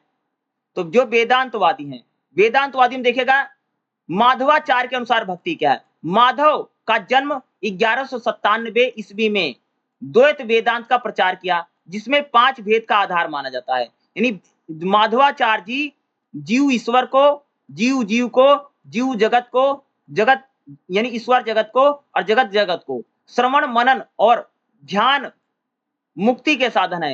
यानी क्या है? माधवाचार्य जी कहते हैं भैया सुनना, मनन करना और ध्यान करना क्या है? मुक्ति के साधन है। किंतु इसके साथ तारमता का परिज्ञान और 5 भेदों का ज्ञान आवश्यक है। यानी माधवाचार्य जी कहते हैं कि हमें 5 भेदों का ज्ञान जरूरी है। इन भेदों को ज्ञान यानी मुक्ति का साधन बन गया। यानी जो खास तौर से जो माधवाचार्य जी कहते हैं कि 5 भेद हैं और 5 भेद ही क्या है? मुक्ति का मार्ग है। उपासना 2 प्रकार की होती है, यानी जो उपासना करते हैं, एक है सत शास्त्र उपासना, दूसरा ध्यान रूपक। जीव मोक्ष के लिए भी परमात्मा के अधीन रहता है। यानी जीव को क्या चाहिए भैया? मोक्ष चाहिए, ताकि उसको बार बार धरती पर जन्म लेना ना पड़े। और माधवाचार्य जी कहते हैं जो जीव है वह एक प्रकार से मोक्ष पाने के लिए क्या करता है? ईश्वर की भक्ति करता है। कौन कहता है? माधवाचार्य जी कहते हैं। और द्वैत वेदांतवाद में माधवाचार्य के अनुसार भक्ति में देखेंगे, यानी जो जीव है वह मोक्ष के लिए क्या करता है भैया? भगवान की पूजा करता है, वंदना करता है, स्तुति करता है, आराधना करता है, क्योंकि उसको क्या चाहिए? मोक्ष चाहिए, ताकि उसको बार बार दुनिया में जन्म लेना ना पड़े और वह जन्म और मरण का जो चीज है उससे उसको मुक्ति मिल जाए। ठीक है। अगला देखिए नेक्स्ट हमारा क्या है? शुद्धाद्वैतवाद यानी वल्लभाचार्य के अनुसार भक्ति क्या है? शुद्धाद्वैतवाद में अगर आप देखेंगे जो वल्लभाचार्य जी हैं, वो वल्लभाचार्य का जन्म 1479 में। इस मत के ब्रह्म स्वतंत्र तत्व है, सच्चिदानंद श्री कृष्ण ही ब्रह्म है। यानी जो वल्लभाचार्य जी कहते हैं जो सच्चिदानंद यानी जो भगवान श्री कृष्ण है वही ब्रह्म है और जीव और जगत के अंश हैं। यानी जीव और जगत क्या है? भगवान के अंश है, ब्रह्म के अंश है। और सच्चिद यानी श्री कृष्ण को ही क्या माना गया है भैया? ब्रह्म मानता। कौन मानता? वल्लभाचार्य जी कहते हैं। ठीक है। गीता में भक्ति मार्ग को अत्यधिक महत्व प्रदान किया। व्यक्ति ईश्वर की सच्ची आराधना करके उसका कृपा, माधवाचार्य जी कहते हैं अगर हम लोग भैया भगवान की भक्ति करेंगे, ईश्वर की भक्ति करेंगे, तब हम लोग उसके कृपा पात्र बन सकते हैं। भगवान हमको एक प्रकार से हमारे ऊपर या हमारे सर पर हाथ रख देंगे, ठीक है।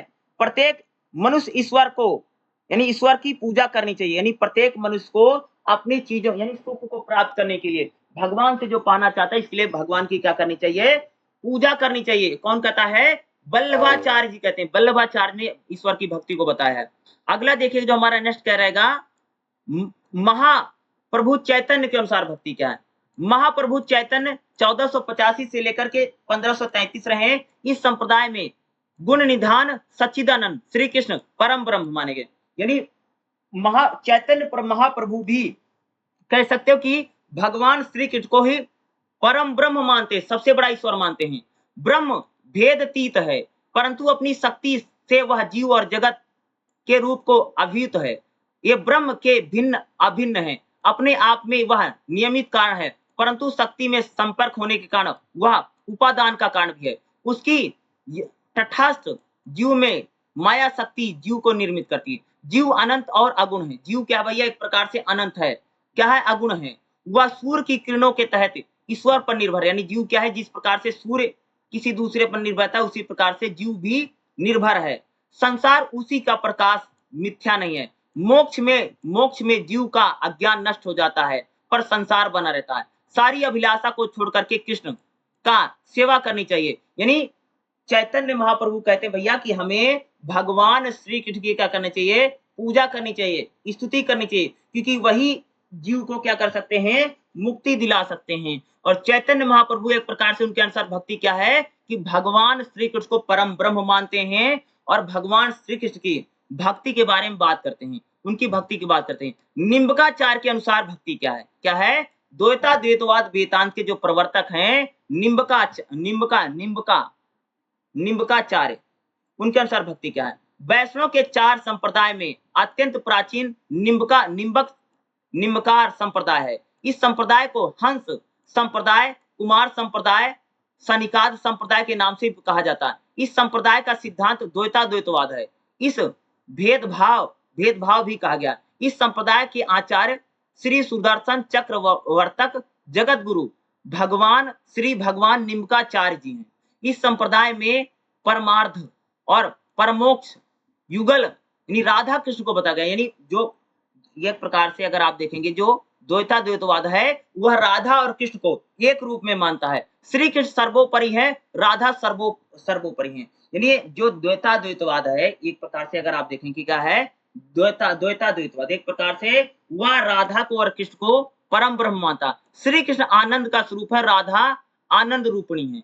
क्या कहता है भैया, श्री कृष्ण को एक प्रकार से हम लोगों को आनंद देने वाले हैं और राधा रूपवती हैं। राधा का रूप कृष्ण के रूप के माना गया है। एक प्रकार से राधा और कृष्ण के दोनों को रूप को कौन मानता है, निम्बकाचार्य संप्रदाय मानता है। राधा और कृष्ण को एक रूप में देखता है। कौन मानता है भैया, निम्बकाचार्य संप्रदाय जो है वह राधा और कृष्ण के युगल यानी एक साथ को ही ईश्वर मानता है।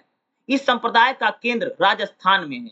निम्बकाचार्य जो संप्रदाय है और जो द्वैताद्वैतवाद है, इसकी शुरुआत राजस्थान से हुई। मथुरा के ध्रुव टीला और नारद टीला नामक प्राचीन स्थलों पर इस संप्रदाय के मंदिर, यानी मथुरा में अगर आप देखेंगे तो इस संप्रदाय के मंदिर मिलेंगे और आचार्यों की समाधियां हैं। वृंदावन में भी इसका केंद्र है। यानी अगर आप देखेंगे कि जो आपका द्वैताद्वैतवाद है, निम्बकाचार्य का जो है, इसके आश्रम भैया आपको वृंदावन में मिलेंगे, मथुरा में मिलेगा, यहाँ पर मिलेगा, ठीक है। इस प्रकार निम्बका मत के भगवान ऐश्वर्य की अपेक्षा मधुर पर अत्यधिक बल देते हैं। रामानुज ने माधवाचार्य संप्रदाय से ऐश्वर्य प्रधान भक्ति और दास भाव पर अधिक बल दिया है, इस पर दिया गया। खास तौर से अगर आप देखेंगे जो द्वैताद्वैतवाद वेदांत है उसके अनुसार भक्ति क्या है, राधा को और कृष्ण को एक साथ मानते हैं और एक साथ उसको क्या है, परम ब्रह्म मानते हैं, सर्वोपरि मानते हैं। राधा और कृष्ण को दोनों को एक रूप में देखा जाता है। कौन से संप्रदाय में, द्वैताद्वैतवाद में, वेदांत में। अगर आप निम्बकाचार्य संप्रदाय में राधा और कृष्ण को एक साथ परम ब्रह्म के रूप में कहा गया है। इसी के आधार पर अगर आप देखेंगे तो हमारा जो 16वां चैप्टर है यह भी समाप्त हो गया। अगर मैं आप सबसे बात करूँ तो आज मैंने आप सभी को 11वां चैप्टर, 12वां चैप्टर, 13वां चैप्टर, 14वां चैप्टर, 15वां चैप्टर, यानी 15वां चैप्टर पढ़ाया और ये 16 चैप्टर, यानी 6 चैप्टर मैंने आज आपको क्लास में करवा दिया। और आज इसी के साथ हमारा जो ब्लॉक नंबर 3 है, क्या है? ब्लॉक नंबर 3 है, ये लगभग पूरा हो गया है और सारी क्लासेस मैंने पढ़ा रखी है, आप लोग प्लेलिस्ट में जाकर के देख सकते हैं। इसका जो ब्लॉक नंबर 4 है, वह भी आपको बहुत जल्द उसकी क्लास भी देखने को मिलेगी। क्या मैंने बोला कि जो ब्लॉक नंबर 4 है, उस सब्जेक्ट का क्लास भी आप लोगों को बहुत जल्द हमारे चैनल पर देखने को मिलेगा ही मिलेगा। इसलिए ब्लॉक नंबर 4 भी आपके लिए बहुत जल्द आएगा। इसमें 16 चैप्टर मैंने पढ़ा दिए हैं, 3-4 चैप्टर और बचा है, उसकी क्लास भी मैं आप सबको पढ़ा दूँगा। लेकिन ये 16 के 16 चैप्टर जितने पढ़ा रखे हैं, आप लोग प्लेलिस्ट में जाकर के ज़रूर देख लेना और आप सभी का एग्ज़ाम जो होगा आराम से निकल जाएगा। ठीक है? अगर कोई सवाल होगा तो आप मेरे से कमेंट करके पूछ लेना और चैनल पर ज़रूर चले जाना, प्लेलिस्ट में जाकर के देख लेना। इसका मैंने 1 चैप्टर से लेकर के 16 चैप्टर तक आज मैंने सारा पढ़ा दिया है और बाकी बचे 4-5 चैप्टर जो हैं, 20-22 चैप्टर 20-21 जितने भी चैप्टर हैं, बाकी 3-4 चैप्टर और मुश्किल से बचा 4-5 चैप्टर बचा है, वो भी मैं आपको पढ़ा दूँगा उसमें जो इम्पोर्टेंट होगा। 16 के 16 चैप्टर की अच्छे से तैयारी कीजिए, इतने में ही आपका क्या होगा एग्ज़ाम आराम से पास हो सकता है, ठीक है? जितना 16 चैप्टर बताए इतना पढ़ लीजिए, इसी में से आपका ज़्यादा से ज़्यादा क्वेश्चन देखने को मिलेगा ही मिलेगा और जो-जो मैंने पढ़ा इसको अच्छे से पढ़ के जाना है। अगर आपको किसी और सब्जेक्ट की क्लास चाहिए तो मुझे कमेंट करके बता देना, ठीक है? मैं आपको बता दूँगा।